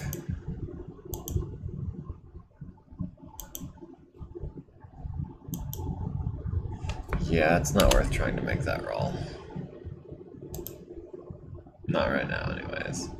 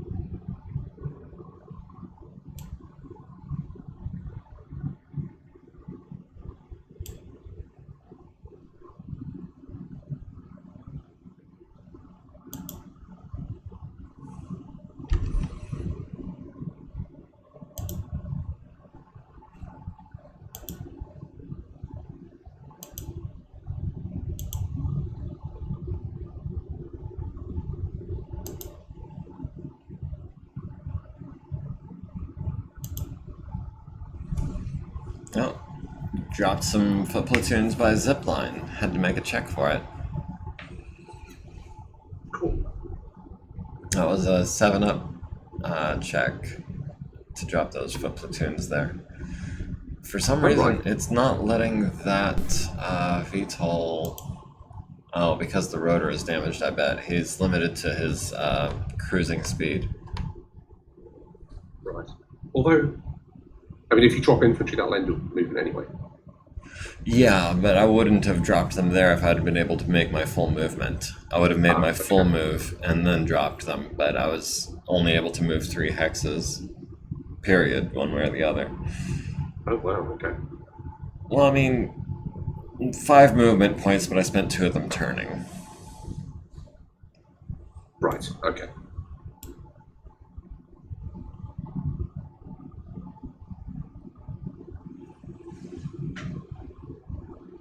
And hopefully I'm able to drop my other platoon before the VTOL crashes.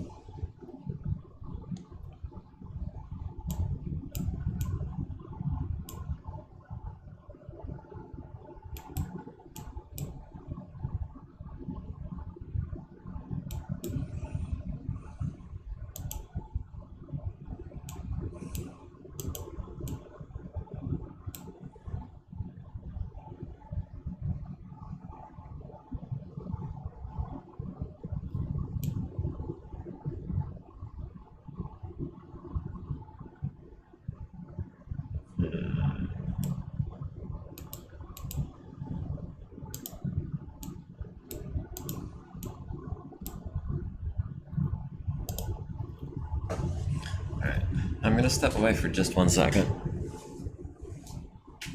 Roger.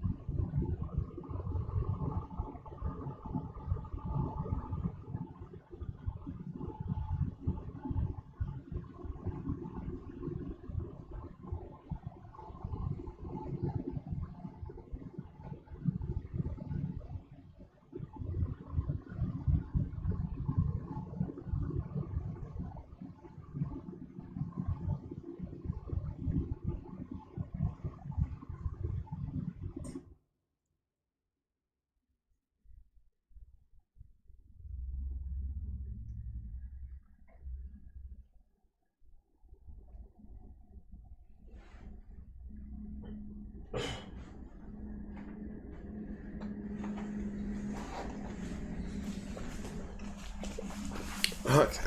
I trust I didn't miss much. Oh, welcome back.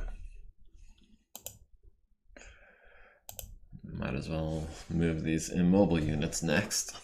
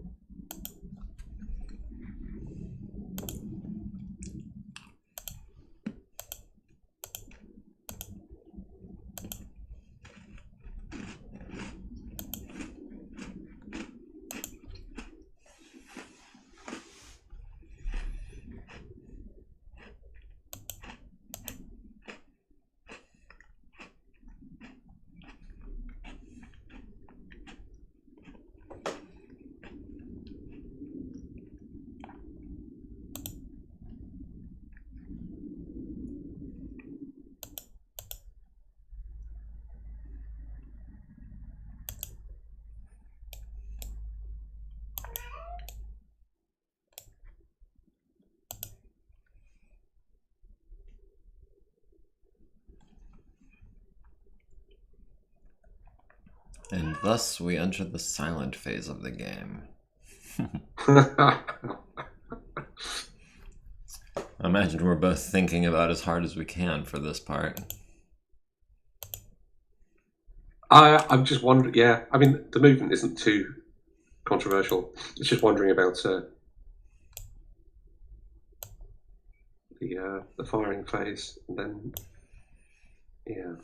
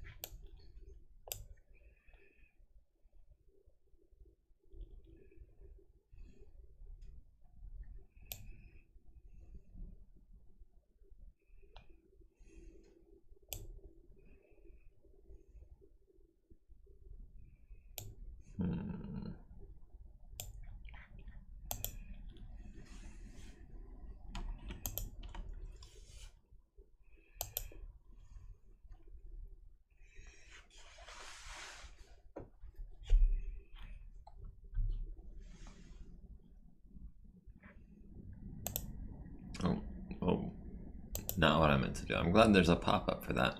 I was trying to click next unit, and the button right next to it is eject. Oh dear. And it said, "Are you sure?" And I'm like, no, I'm not sure.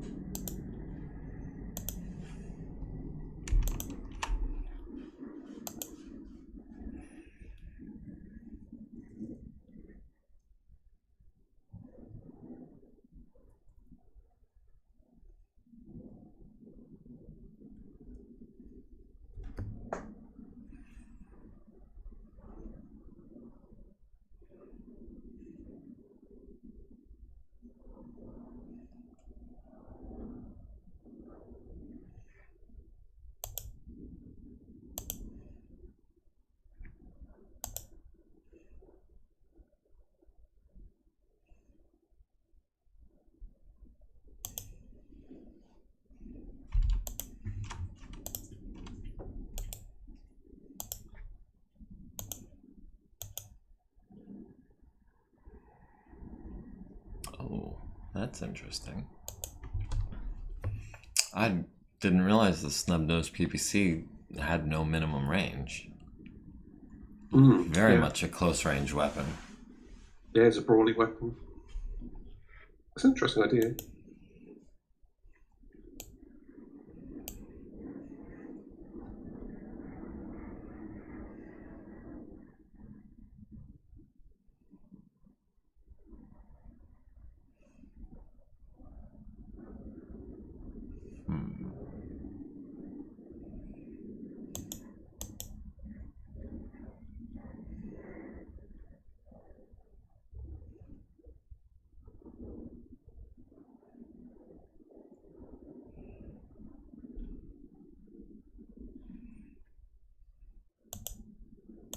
I can see you have scattered quite a few more minefields than I thought everywhere. Yeah. It does make it look more like a battlefield. Yeah. Mainly I was trying to hit choke points and things like that, but obviously the way things scattered, it's a little hit or miss. I mean, not to pun not intended.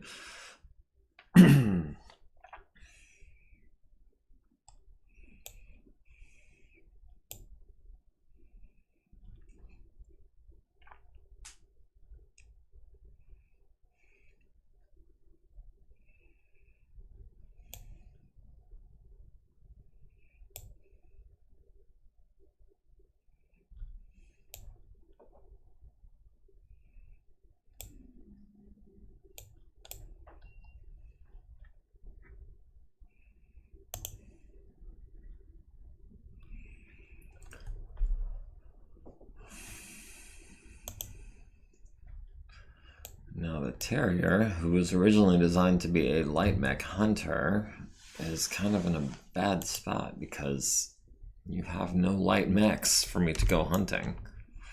So which one? The Terrier. The The one. Terrier, okay. Yeah, it moves. It's I think a 45 tonner, 40 tonner. It moves 711. It's literally designed to outrun and outgun like a stinger or a wasp, or at Yeah. least almost be able to keep up with the locust. And with two large lasers, to be able to leg or arm them relatively easily.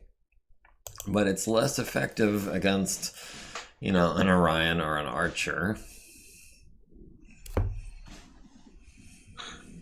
Yeah, and I guess I've got my Phoenix Hawk all the way on the other side of the map, which is the same kind of, I guess, partly it's a light mech hunter as well. Well, I mean, the Terrier, like the name implies, was supposed to chase down things smaller than it. Basically, Yeah, was the intention.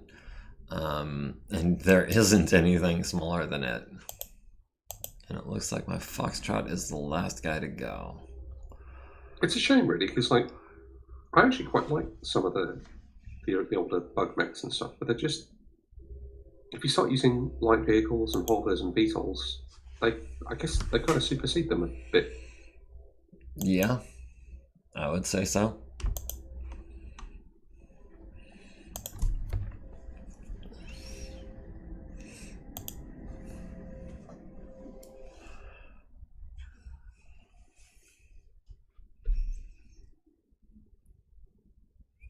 I mean, it's designed to be a versatile light recon kind of thing, the Stinger and the Wasp. It's some anti-infantry capability, but able to get away from any larger mechs that would chew it up. But yeah, a VTOL or a hover does the job better and cheaper.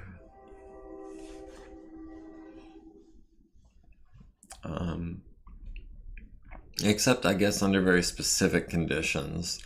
I'm trying to think. Like mountainous terrain, I would rather have a mech with jump jets than a hover. Yeah. Or in a vacuum, or extreme heat or cold. Yeah. High pressure environment, tainted atmosphere.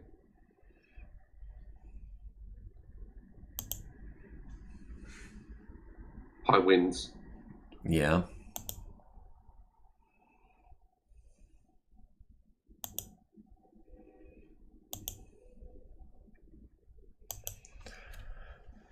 But other than those specific situations, which is to say pretty much any normal habitable planet, you would expect a hover or a VTOL or an aerospace fighter to do the job quicker and cheaper and better, and have better survivability doing it, which is my main problem with the bug mechs, is that they only have, like a large laser will arm or leg it real quick. Especially for a campaign play. I am trying to incorporate more of them into my campaign, but God, it's just so hard keeping them operational. Yeah.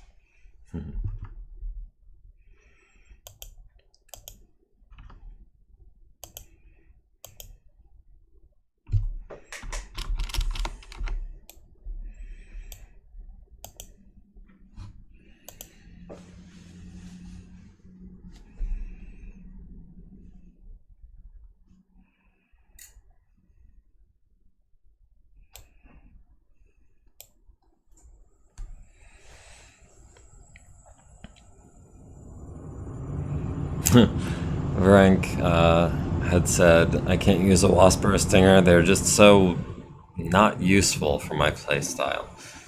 Yeah, I don't use them even in like pickup one-off matches like this because they're just not super effective. Unless I can get like a higher tech one that maybe adds a little bit of guns or armor. Even then, I'd rather trade two of them in for like an assassin or a Phoenix Hawk. Especially the Phoenix Hawk. I love Phoenix Hawks. Yeah, I do as well. But in a campaign game where it's like, one unlucky PPC will core the dang thing, it's like, what even is the point? But I guess in the lore, they're like the most common by far. They say, at least during the Succession Wars, that like half or 2/3 of all mechs are lights, and half of those about are probably bug mechs. Yeah, I think it's about 30%. I think that they've mentioned a few times, and it's something to take into the pinch of salt, but it's, 30% light, 40% medium, 20% heavy, 10% assault. But that's by numbers, not by weight or anything. Mm-hmm. So, but yeah, the vast majority of mechs are definitely going to be wasps and stingers and stuff like that.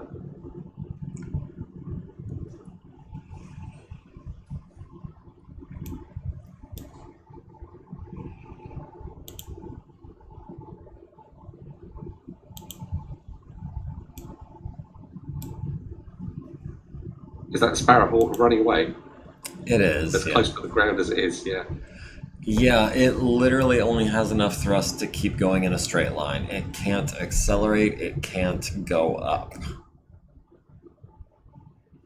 So, yeah. I realized after I had made the move that he's going to be able to take one parting shot on that crow, but other than that, yes, he is headed for the edge of the map.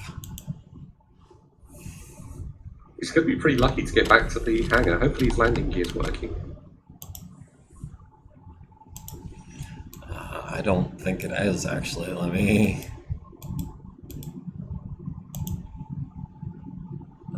systems. Dang it. I'm curious now.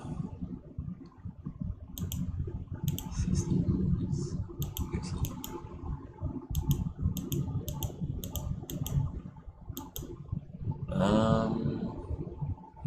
He's got 2 avionics hits and an engine hit. But I don't see anywhere where it specifies his landing gear.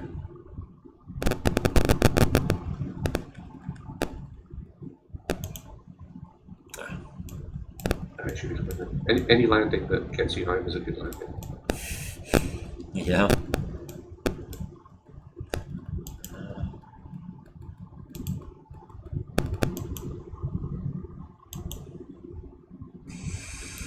Even the thrush is in rough shape, jeez.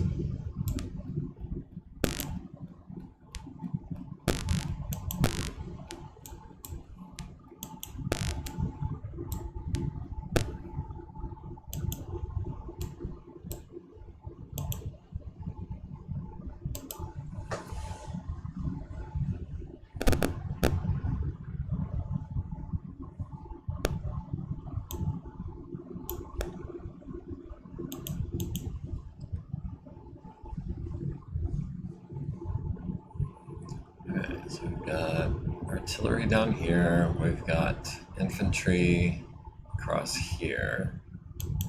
That is infantry, right? Or no, that's...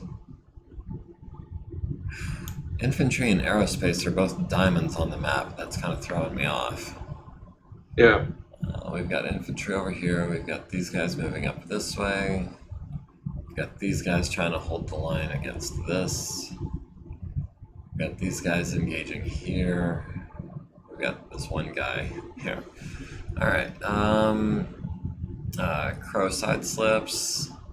Phoenix Hawk passes through a fire. Other than that, everything's good.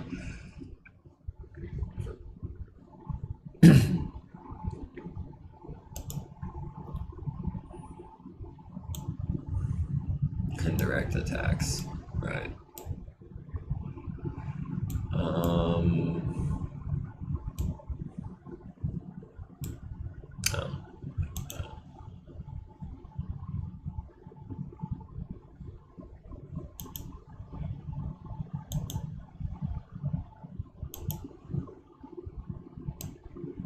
Oh, I see, it's not my turn yet.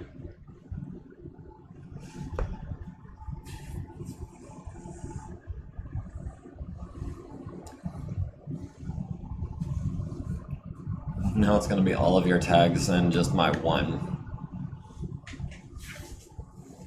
Yes.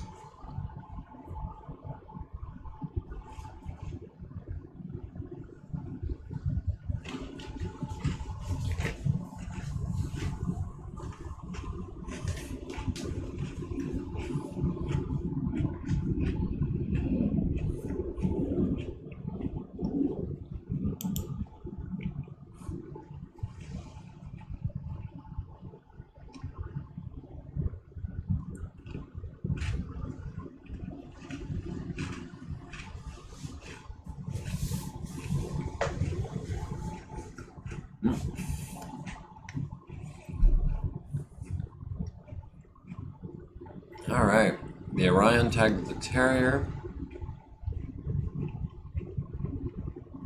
The Achilles tagged the Tigress. The Achilles tagged the Cobra. And the Fast Cat did get tagged, yeah. My first Reaper, destroying building 410027, hitting the Archer for 5 and the Orion for 5. Second Reaper, killing your, oh, that was a pilot. I did not mean to kill a pilot with artillery. Whoops. I think that was my shot.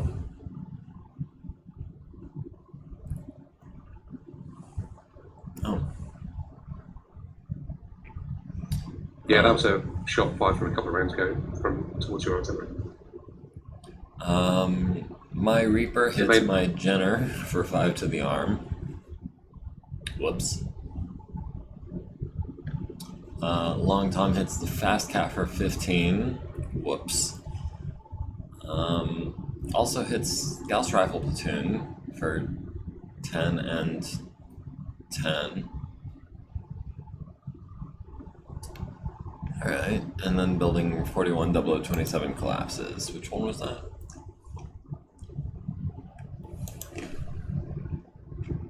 I'm not sure.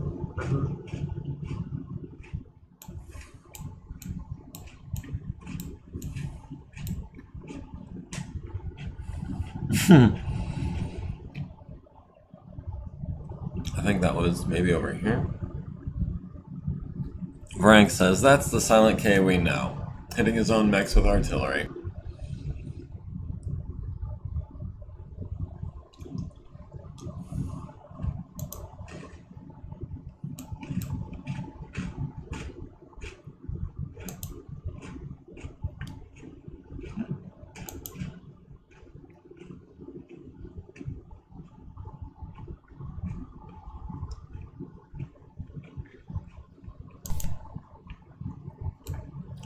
There we go.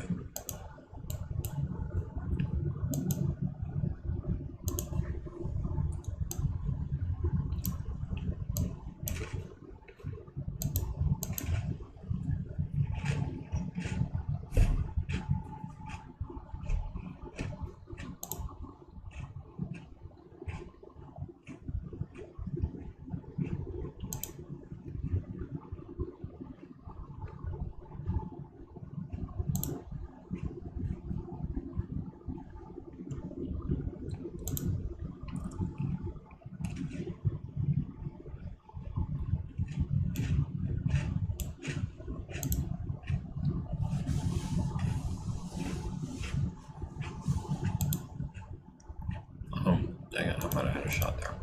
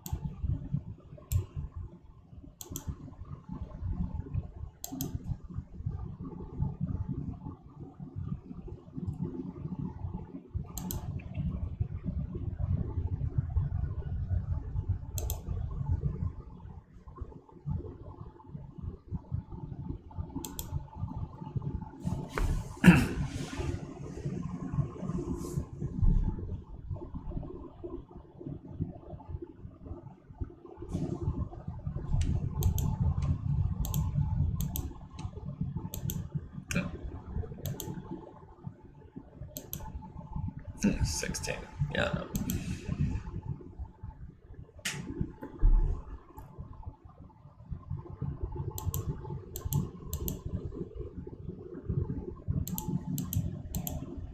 Oh man.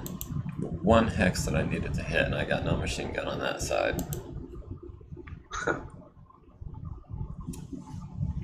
Talking about where my Cobra is up next to your anti-air, your partisan.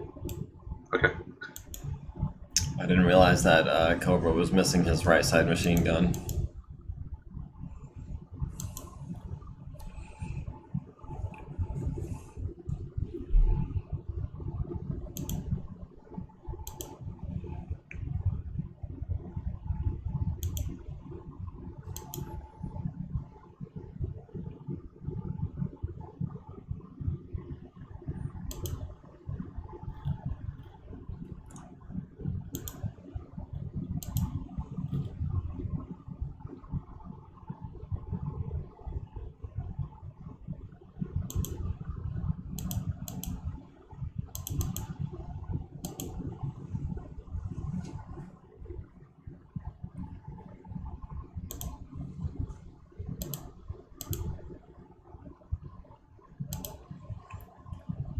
Alright, so I've got 2 10s and 2 12s on your Mantis that's down there by my artillery. I don't think I'm going to take him down.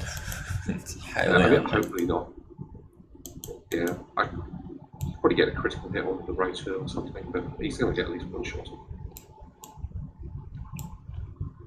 Yeah, no, I doubt I'm going to hit at all, but like there is always that very, very slim, 1 in 1,000, 1,200, whatever chance that I will actually score a crit and kill you in one shot. Golden BB. They exist.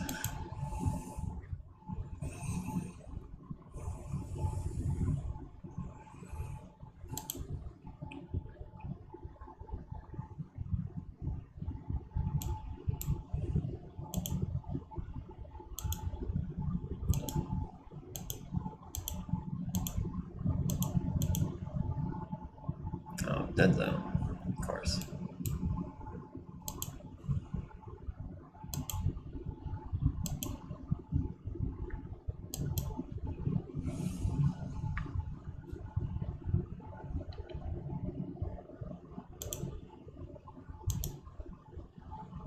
Oh. My Sparrowhawk isn't even going to be able to attack your Crow because he would lose his last point of altitude. Oh no. Yeah, he looks a bit beaten up, and he's probably there's probably cracks in the canopy, everything's shaking, lots of noises he hasn't heard before. So yeah, time to go home. Yeah. Ah, man.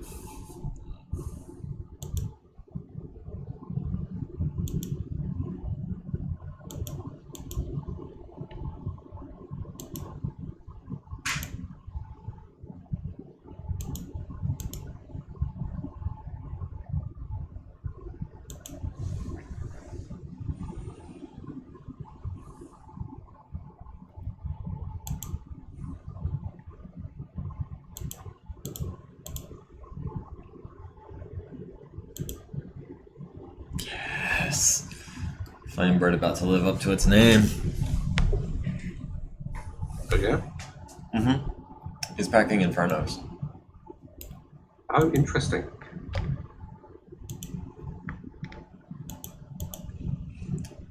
And he's been so far out of position. He started by the coast. The rest of his team started in the fortress. Or no, that was the sprinter. The Flamebird. The Flamebird was running up the road, and then he jagged to the left to try to help cover against the Phoenix Hawk. But he hasn't been able to fire really anything all match. And he just got a target. That pilot is excited.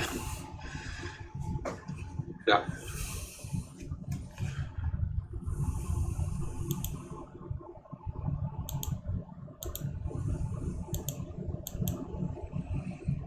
I tell you what, 90% of my guys have not had a shot for 90% of this match.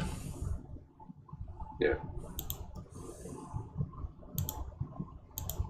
I mean, that's the thing. It's like, if you have like maneuver and position, then that's going to happen. It's kind of in a game where everyone gets to shoot at a target early on, then you know the map isn't big enough, I would say.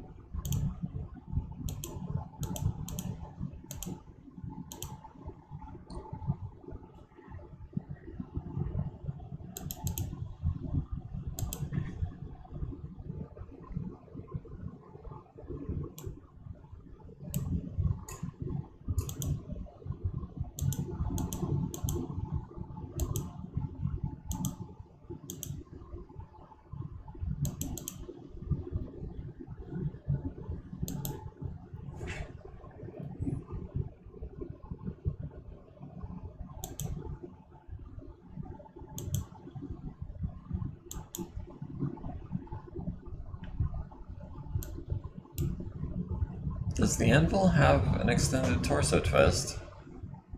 Yeah. I was not aware. Just see him turning to look at my Jenner head on. Yeah. It's kind of. I don't usually like large pulse lasers that much, but the Anvil makes a nice backstop or babysitter. Yeah, it's reasonably quick. It can get to a position to attack things that get too close. Can usually hit them with a large pulse. It's got the extended torso twist. Yeah. It definitely works better in a team. Yeah, I understand it's actually supposed to be specifically designed to work with a mech called the Hammer, but I couldn't tell you much more than that.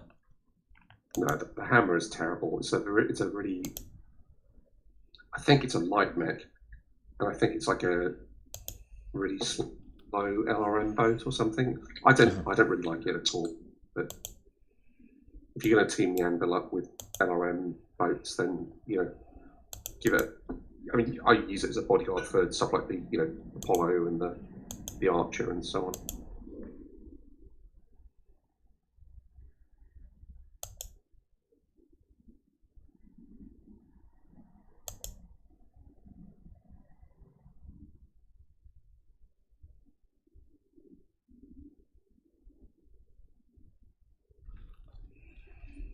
Alright, so we've got ghost targets active from the Crow Scout helicopter.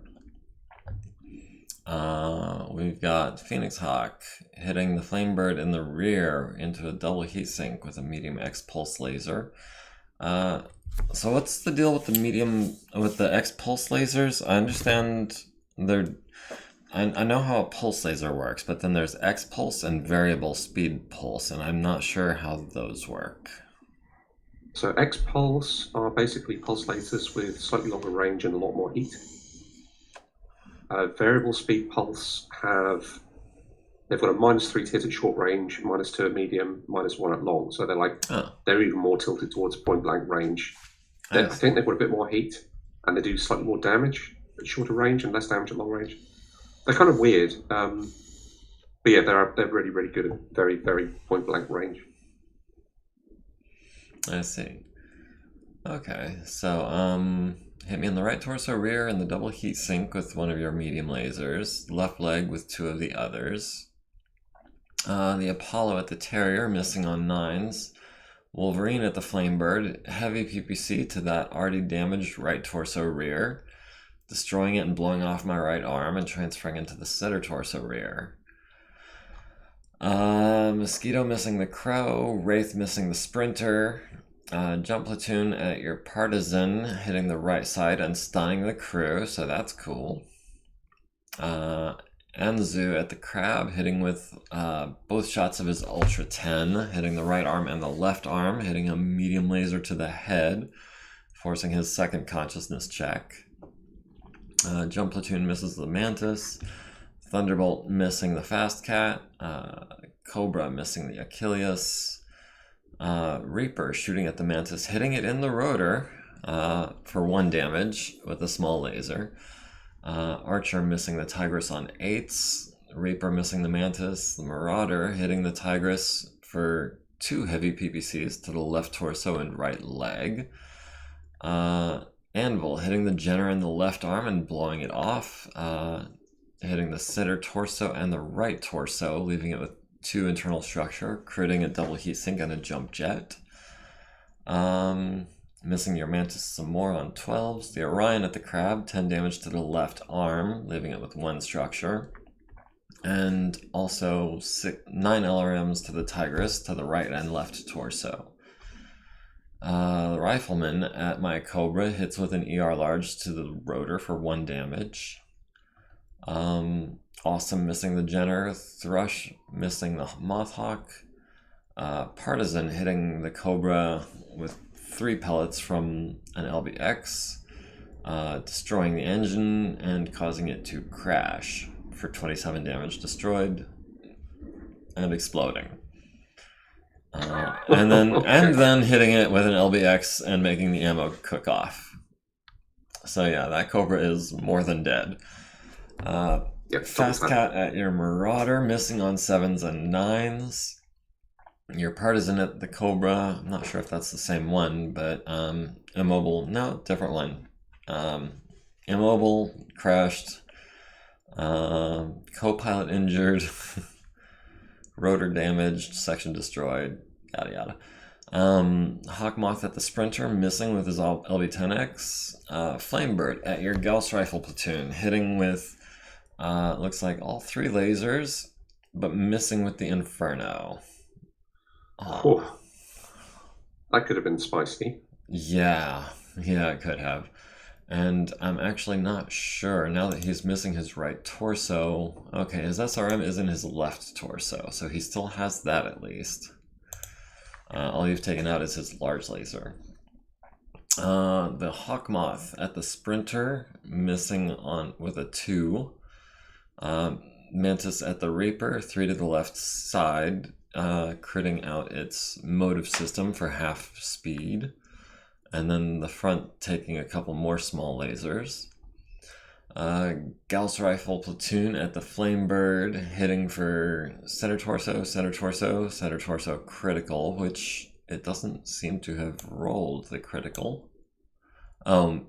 Maybe it's because it hit the right arm critical. The crits don't transfer. Yeah.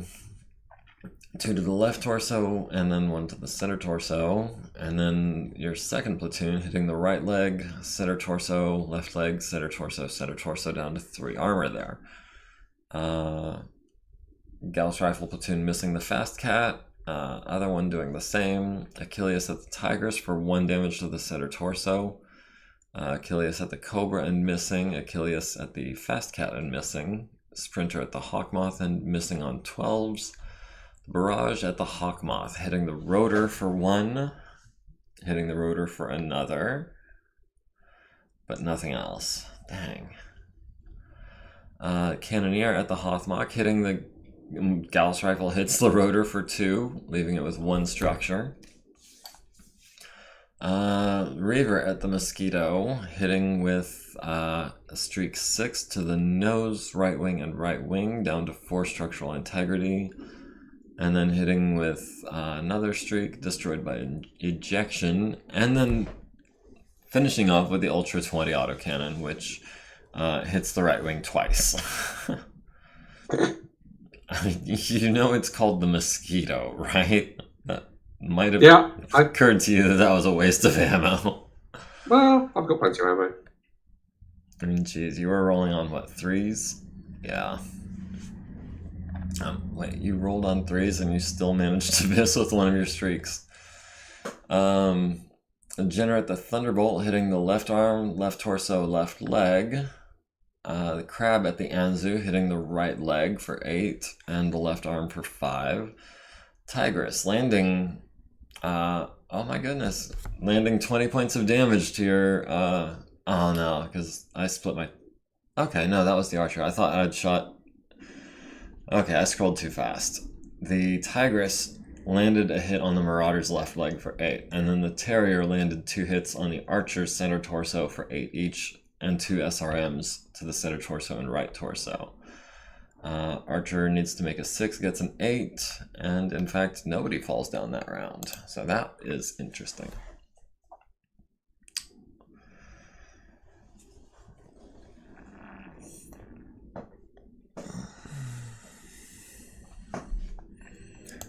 And now I get to try to kick on a 6 or on a 7. Well, I'll take the 6, obviously.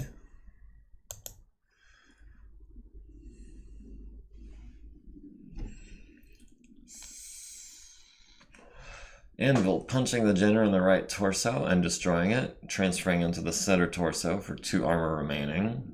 Jenner returning with a kick to the left leg for 7 damage, forcing a piloting roll, needs a 5, gets a 7.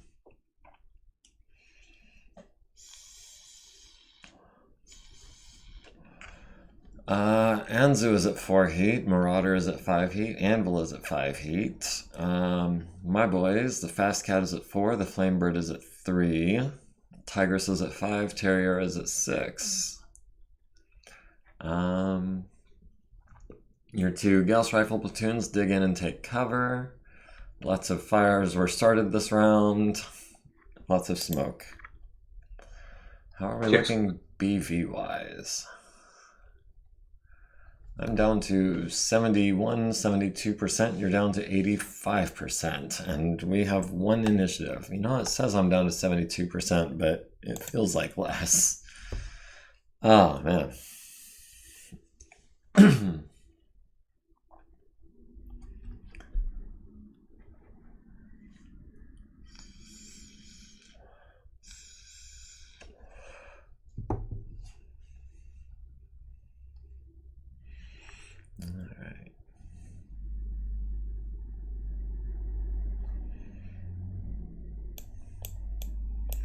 Alright, so we've got some indirect fire to declare.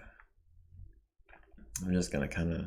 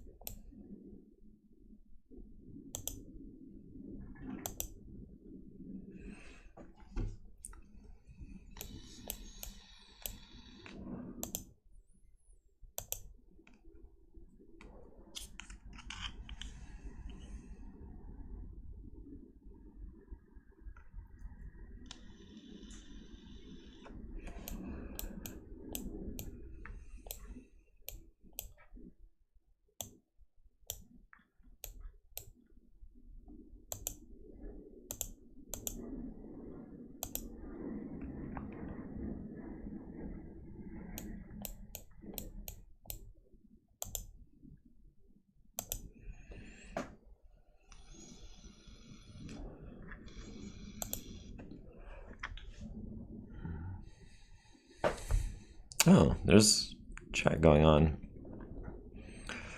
Okay. Yeah, Varank says, I think you, Silent K, took most bad damage from bad rolls, and all the LBXs against vehicles are deadly and bad against mechs. And then HMS Boat Fixer says, anyway, to be honest, I'm fine with the simplified systems in D&D 5th edition. I mostly prefer the role-playing anyways over the fighting.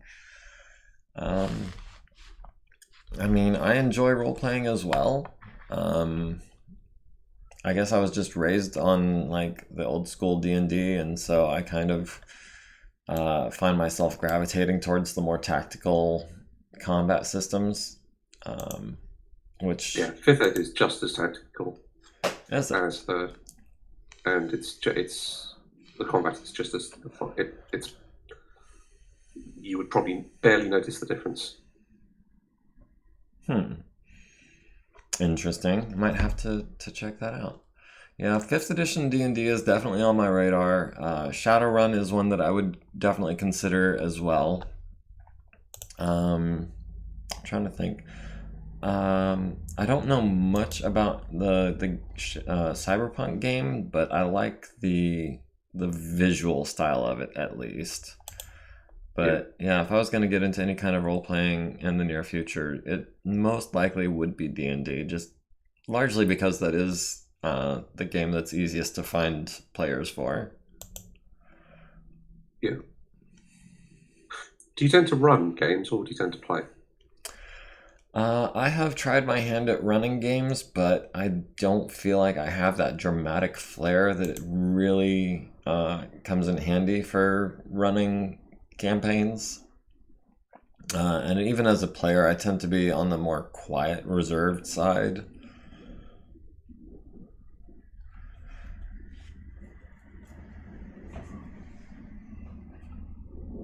Yeah, the dramatic player thing is it's not really much of a problem. People tend to watch Critical Role and stuff on Twitch, which gives them, I would say, probably an unfair expectation of what I mean, games even like. And sorry. no, I think it's just if you're playing the game and you've got someone running the game, if you buy into it and you try and have as much fun as you can, then it's going to be fun. It doesn't matter. I think anyone can, with a bit of practice, run the game or play it or whatever. Yeah, I mean, I've only actually played in a handful of D&D games, and the ones that I enjoyed most were the ones where the DM had a little bit more of a flair for the dramatic, where he did, voices. They might not have been good voices, but they were fun. I'm thinking of a friend of mine named Eric, who ran a Psionic 3.5 campaign that we played in for, I want to say about 2.5 years, give or take. Yeah. And that was, it was a lot of fun. It was very enjoyable. I've also tried my hand at planning campaigns, but I find myself trying to plan every little detail and never actually quite getting to the actually running the game stage of it, because I never feel like I'm prepared enough. That's the trick. The thing, as long as you've got a plot and as long as you've got some NPCs and you understand what their motivations are, and you know roughly how the story's going to work, it all tends to work. I think that the meat and potato, the basics of the game, if you know the names of the people around, the names of the people they're going to meet, what their personalities are, what they're doing, what they know, like, you don't necessarily have to have a very solid idea of the overall. I mean, that can be fun as well. I mean, part of the entertainment for the DM is the larger scale stuff. But as long as they walk in somewhere and they say, "Hi, what's your name?" and you've got a name for them, and you know what the person's doing there, and it's someone relevant to the story, or at least not even relevant to the story. At least there's someone that they can talk to and get something out of.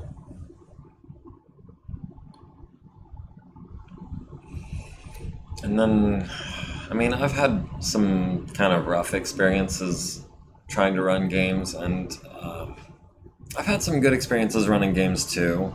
When I was in the Army, I ran some games for my fellow privates, but then I tried to involve my brother in a campaign that I was running at home, and that, I don't know, if it was the fact that we were related, or just the kind of player that he is, or the kind of DM that I am. But that campaign lasted one session, so. Yeah. I had described their quest giver as having, a black Van Dyke style beard, and he assumed that he was ultimately going to be the villain and killed him. And I was like, that was not what was supposed to happen. Yeah. So, I mean, I don't know. I've had a pretty wide gamut of experiences when it comes to role-playing games. I find strategy games to be more consistent. You're either, you're winning or you're losing, but either way, you can have fun. Yeah. Whereas with a D&D game, there's a lot more nuance, I feel like. Yeah. And that can be a double-edged sword. You can play it any way you like as well. I mean, it's quite fun sometimes to play old-fashioned, kick in the door, dungeon bash, kill monsters, get treasure, buy equipment type stuff for a while. And that kind of campaign can always then evolve into something else, or not. Or, I mean, again, variety. Like, you play a bit of that, then maybe do something a little bit more role-playing, a bit more story, and then go back into the dungeon, and then come out of the dungeon, and then spend the money on, a specific campaign can sort of go through different stages and different emphasis. You're not necessarily locked into something.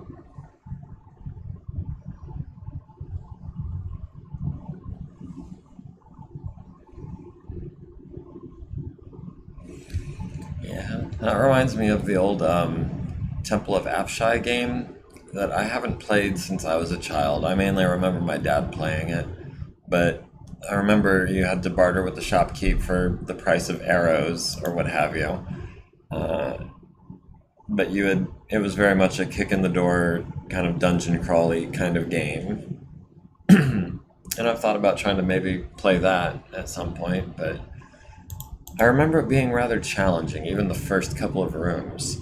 So I'm a little hesitant, but then again, that may have just been because I didn't know what I was doing.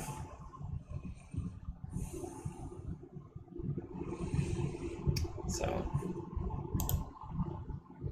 but yeah, I've had a lot of different kinds of experiences with gaming.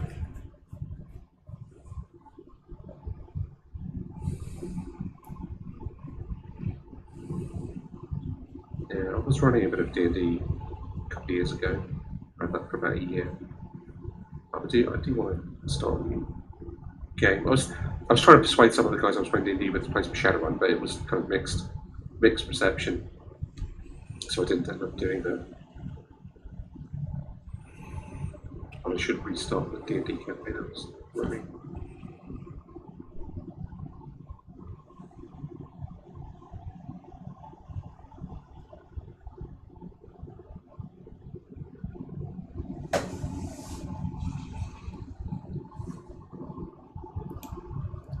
Oh, we've got some messages in chat. I haven't been keeping an eye on it since it's been a little slower. Varank says my wife tells me I tend to be intense about the combats. And Boat Fixer says I'm interested in trying Lancer and or Battletech Time of War, which I understand is almost analogous to the old MechWarrior RPG. Yeah, I believe so, yeah. And then Varank says, you just need to have consequences for bad behavior in D&D. I was running 5 games of D&D a week, and my wife suggested I slow down. I'm currently down to just a couple. So that sounds like a lot of fun. He's absolutely right. The consequence thing is something to set at the beginning, set the tone at the beginning of the campaign, let people do whatever they want, but then have them accept the consequences of their actions. Like, they do something which is terrible, it's quite reasonable for them to be, suffer the consequences for it. It's less fun acting out power trips when you get punished for it. No, I'm not necessarily talking about being overly punitive, just something that would seem to be reasonable. The way the characters would react if it happened to them, have other people react in the same way. Without being too heavy-handed about it.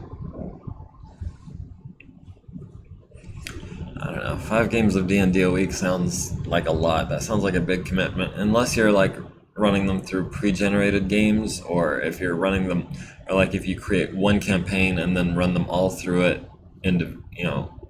individually, or maybe if you have like one grand world that they all interact with in various ways, then you just have to, I don't know. It seems to me like you'd spend so much time running the game, you wouldn't have any time to plan anything. But then again, maybe I'm just an over planner.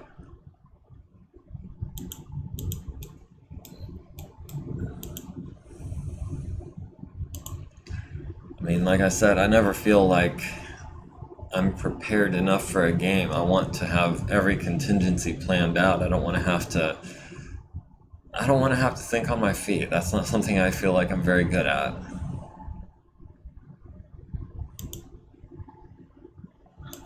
You can't plan for everything. And I think, I suppose if it's a game where it's mapped out and there are rooms and locations, and if it's all tactical combat or stealth based, that's a bit easier. But when it comes to the role playing stuff, it's just you've got to just play it by ear. I think you can't script it. Yeah. Varank says he tends to customize pre-built modules. He doesn't tend to play that much, he tends to DM. He says he's very flexible and enjoys thinking on his feet. So I guess it really just comes down to a matter of mindset. And I guess I feel like I don't have necessarily the best mindset for DMing for a group of people. And again, I do feel a bit hesitant about finding a group that I guess jives well, that meshes well with my style if I was going to run a game, because last time I remember running a game was when my brother decided to attack the quest giver because I described him as having a slightly villainous appearance. Yeah. So I've seen quite a few games crash and burn, not that I was running specifically, but like that my brother or friends of mine were running. And I don't know, just things like that, I guess, left a bad taste in my mouth. And so I'm overly cautious now. It's best to, he'll talk about having a session 0 and have a talk about the kind of way you want to play, set people's expectations and say, I want to play like this, how do you want to play? Try and meet in the middle, and if someone, if it seems like someone's expectations are vastly different, say, well, this game probably isn't for you, or if all the players seem to want to play something in a certain way and you kind of don't particularly want to do that, then the game doesn't have to start. But it's just a matter of making sure people know what to expect. Because then people are in the first few sessions, when they're feeling out, how the group is going to work and how the game is going to work, they don't they don't feel the urge to do random crazy stuff because they're not sure what to do. Because I think that's often a thing. It's more sort of uncertainty. Oh, what are we going to do now? Well, fuck it, we'll just throw the table over or something, Yeah, Varank says you can count on players to never do what you plan for. And yeah, that mirrors what I've heard a lot of DMs say. So that checks out.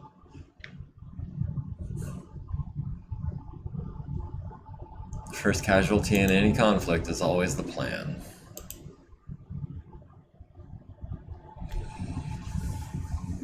Oh, like in this battle, I had a plan. I did. My plan was to do plenty of scouting and recon and have a defensive force and an offensive force.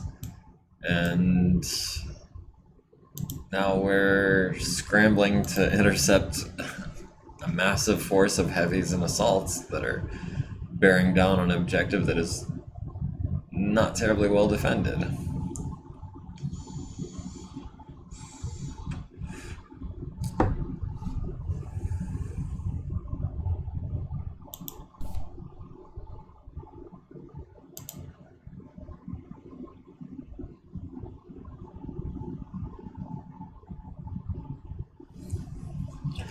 So my defensive force is now turning into a mobile attack force, and they're starting to get scattered further than I wanted them to, and most of my recon is dead, and oof, just a bad time all around.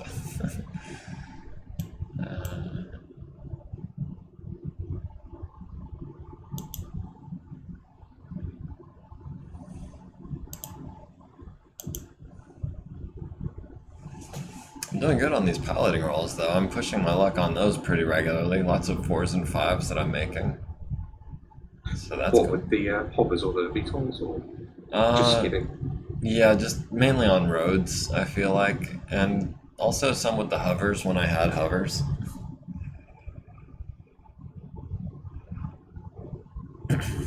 It's the 2 hit shots that I'm just not getting lucky on. Yeah. That ECM and that stealth armor and the battle armor mods are just stacking up and giving me 10s and 11s and 17s. It's making it very hard to Yeah. hit you. Also, I feel like my Savannah Masters probably would have been better served if I had medium lasers on them instead of the ECM, because you didn't really have that much, I think, that the ECM was going to affect. But I figured, their recon, I just wanted them to be as safe as possible. I didn't figure the laser would come in handy, but I think the ECM came in handy probably even less than a laser would have. Yeah, I mean, it was jamming some stuff. I mean, you could have switched it to ECCM, so your sensors weren't getting jammed. And also now I'm using ghost targets. You can always try and jam that. So, Well, yeah. I think the only thing I still have with ECM is that immobile Savannah Master at the north end of the bay.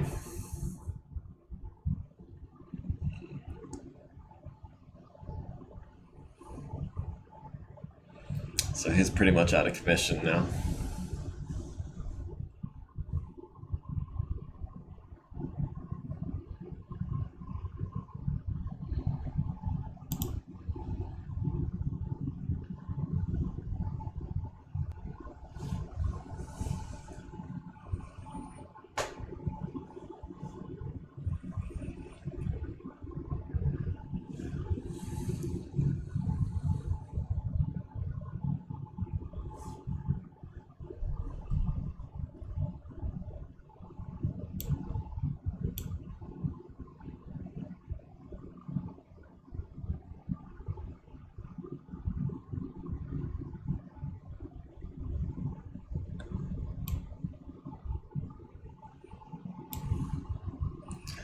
I was hoping to get in some back shots on your rifleman, because I know they tend to have weak rear armor, but you've put him in a position that his back is pretty well protected before I could do much about that. Yeah. It's that custom version is the rear armor it's not totally diabolical, but yeah, it's not. Yeah, I'm looking at it. It's not 5 across the It's back. not awesome levels. Let's put it that way. No. I did get behind him once, but all I hit was, I think, his leg.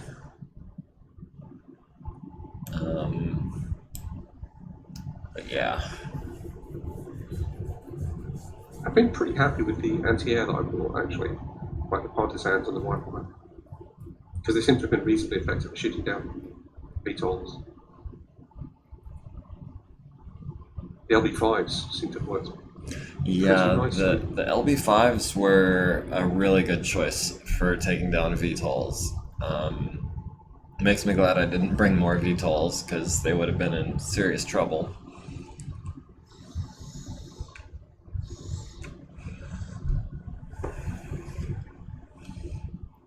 Honestly, I was not expecting you to bring this balance of weight class. I wasn't expecting to see so many heavies. So I kind of planned my force around you bringing more of the light medium kind of mechs, and that is just not what I ran into.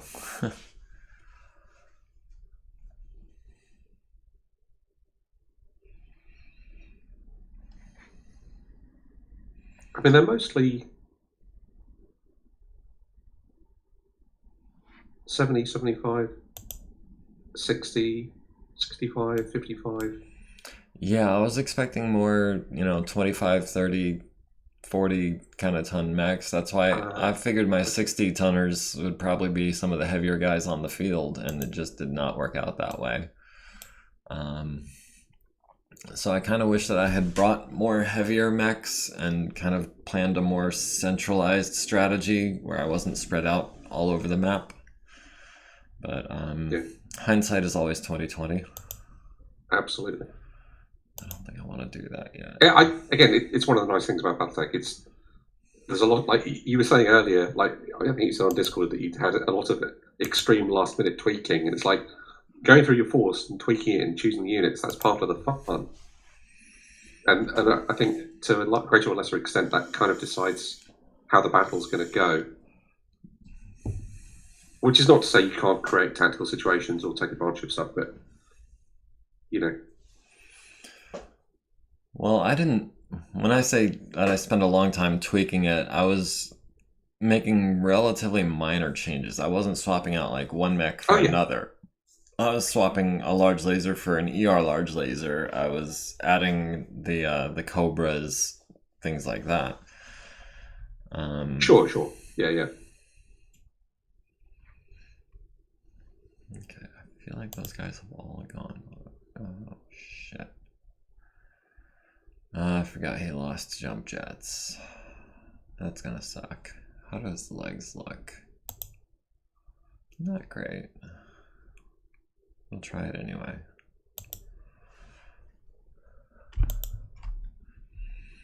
This is probably a mistake, but we'll see how it goes.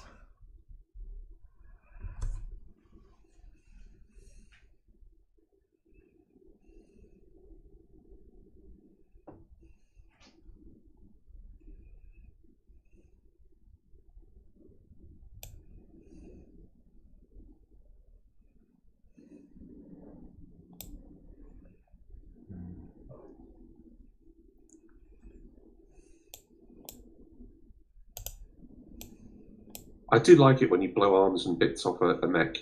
It leaves it in the hex so you can see it. Yeah. And when I stream, I turned off the wrecked mech graphic because I felt like that was too much clutter in certain parts of the map. But the arms and legs, those are important to know where they are because you can pick them up and use them as a club. And beat someone with it. Yeah. Lets you do kick damage on the punch table. For a 60-ton mech, that's actually really crucial because then you can decapitate someone. Yeah.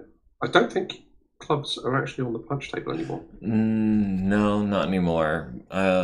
Clubs and hatchets used to be on the punch table, but now they're just the regular full table. Yeah. But yeah, you can still clobber someone, yeah. Yeah. What's the minimum range on a PPC? Is it 3? Yeah. A standard PPC, yes.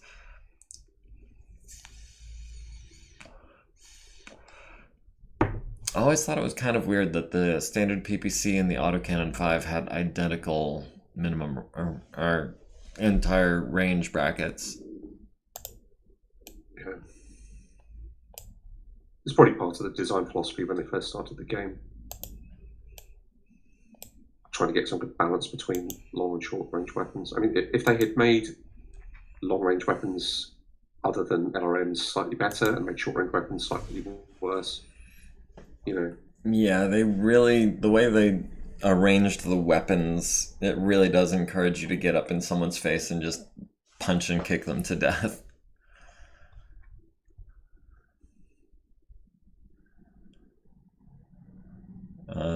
Especially with the medium laser being so powerful, they really want you to be within 3 hexes for maximum efficiency.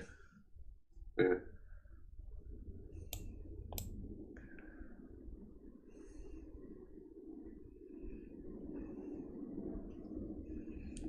Armada 1, jump 7 for Armada 4.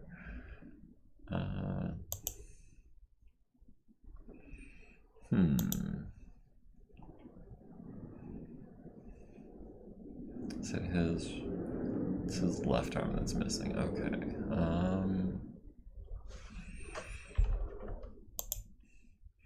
Yeah, why don't we start a Congo line?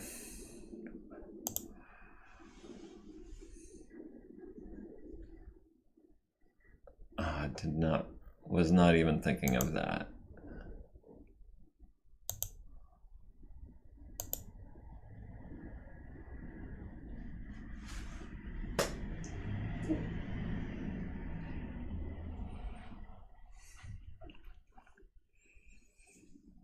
I didn't even see that minefield there, and I walked right into it. I really need to be more aware of those.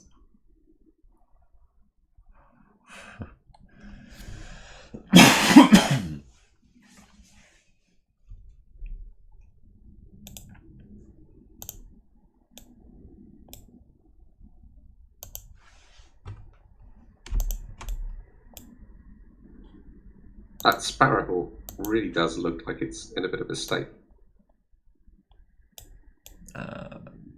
Yeah, he's pretty roughed up. He's on fire and missing bits.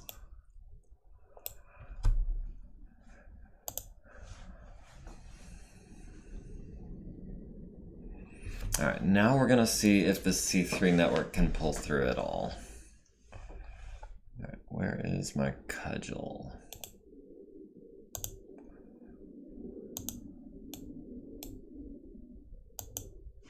No.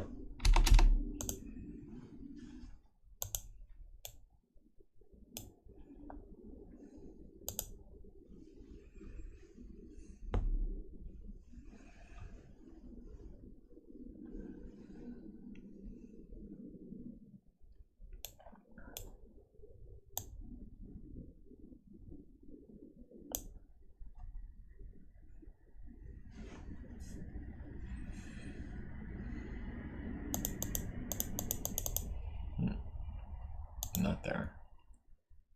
There we are.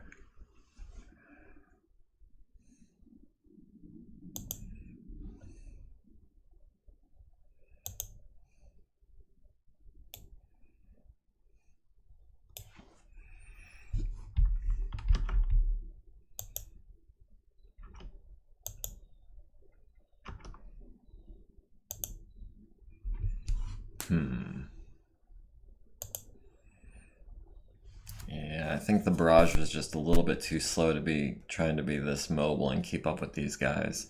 That really was supposed to be a very stationary long-range lance that just sits there and like controls that fort. Now they're having to like come on out and play. Yeah. How big is the barrage?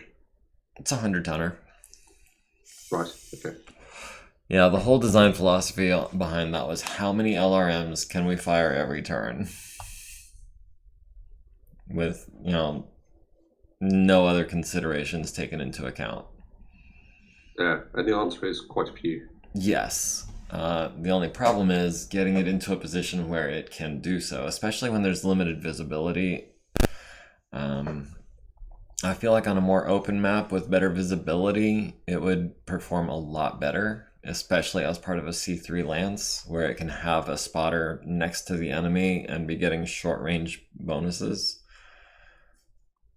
But on a map with this many woods and the limited light, it's just not performing as well as I would have hoped. Yeah. I think I mean, I quite like the way. Well, no, I really have enjoyed the visibility and the scouting and all the rest of it. But I'd be quite happy to go back to normal visibility and double blind, and then maybe we consider not using VTOLs. Or maybe, I mean, I don't know. I love using VTOLs, but I think they destroy double blind because they can just spot everything. So I feel quite conflicted between like I'd love to use them, but I like double blind to be as blind as possible. Yeah. Well, if we were on a daylight map, we'd be able to see each other. Like that long road down the center of the map would be a clear line of sight for anyone on it to anyone else on it. Yeah. So, I mean, how do you think? I mean, have you been reasonably happy with the line of sight and the dust door and all the sensor stuff and all the rest of it? more or less. I like having the limited range on our visibility. I just wish it was maybe slightly less limited. Um, like if we were able to see 20 hexes, or, maybe, just a bit more. 14 hexes seems too limiting, but at the same time, I think that unlimited visibility would also be problematic on a map like this. Okay. Well, we can switch it to like I don't know, like light rain or moderate rain or whatever it is. Would that not also have the same 14 hex visibility limit? I thought it did. No, I think that's 20 hexes, I think. Oh. I can't remember. I mean, there are options like it goes from like 3 hexes, 5 hexes, 15, 20, 30, 60, and there are, whatever condition you want.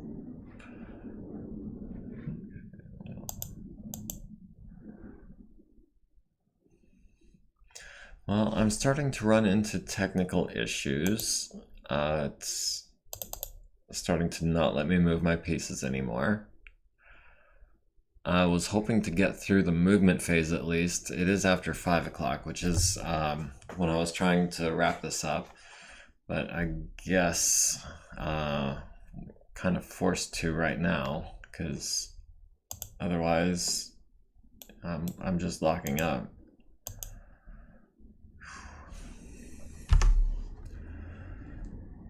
I don't know if it's a memory issue or a hard drive issue or what.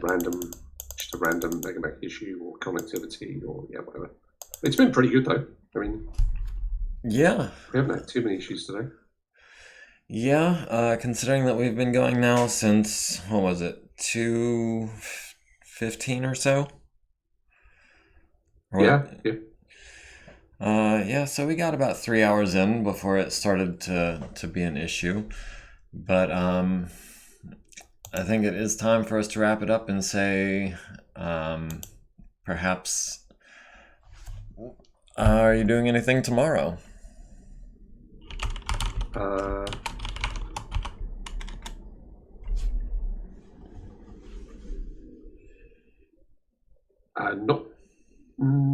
No, not particularly. I can probably start again at about 6ish tomorrow. 6 p.m. Maybe 5:30. So. Your time. Yeah, I think so. Maybe 5:30. Yeah, 5:30 or 6 p.m. Okay. So about like slightly later than today, probably. Okay. I'm not sure exactly what time Gemini. For you, I guess. I'm not sure exactly what time Gemini is working tomorrow. It might be the same shift she had today, in which case I'd be able to start at about the same time. It might be the same shift that she had yesterday, which would be obviously I would be able to start playing at about 6:30 your time. Okay. So we will plan on reconvening roughly the same time. I'll get with you on the Discord as far as when exactly we would be able to do that. Sure. Yep. All right. You ready to save the game and wrap this up? Yeah, I've saved it. Okay, I see. Save game has been sent to you.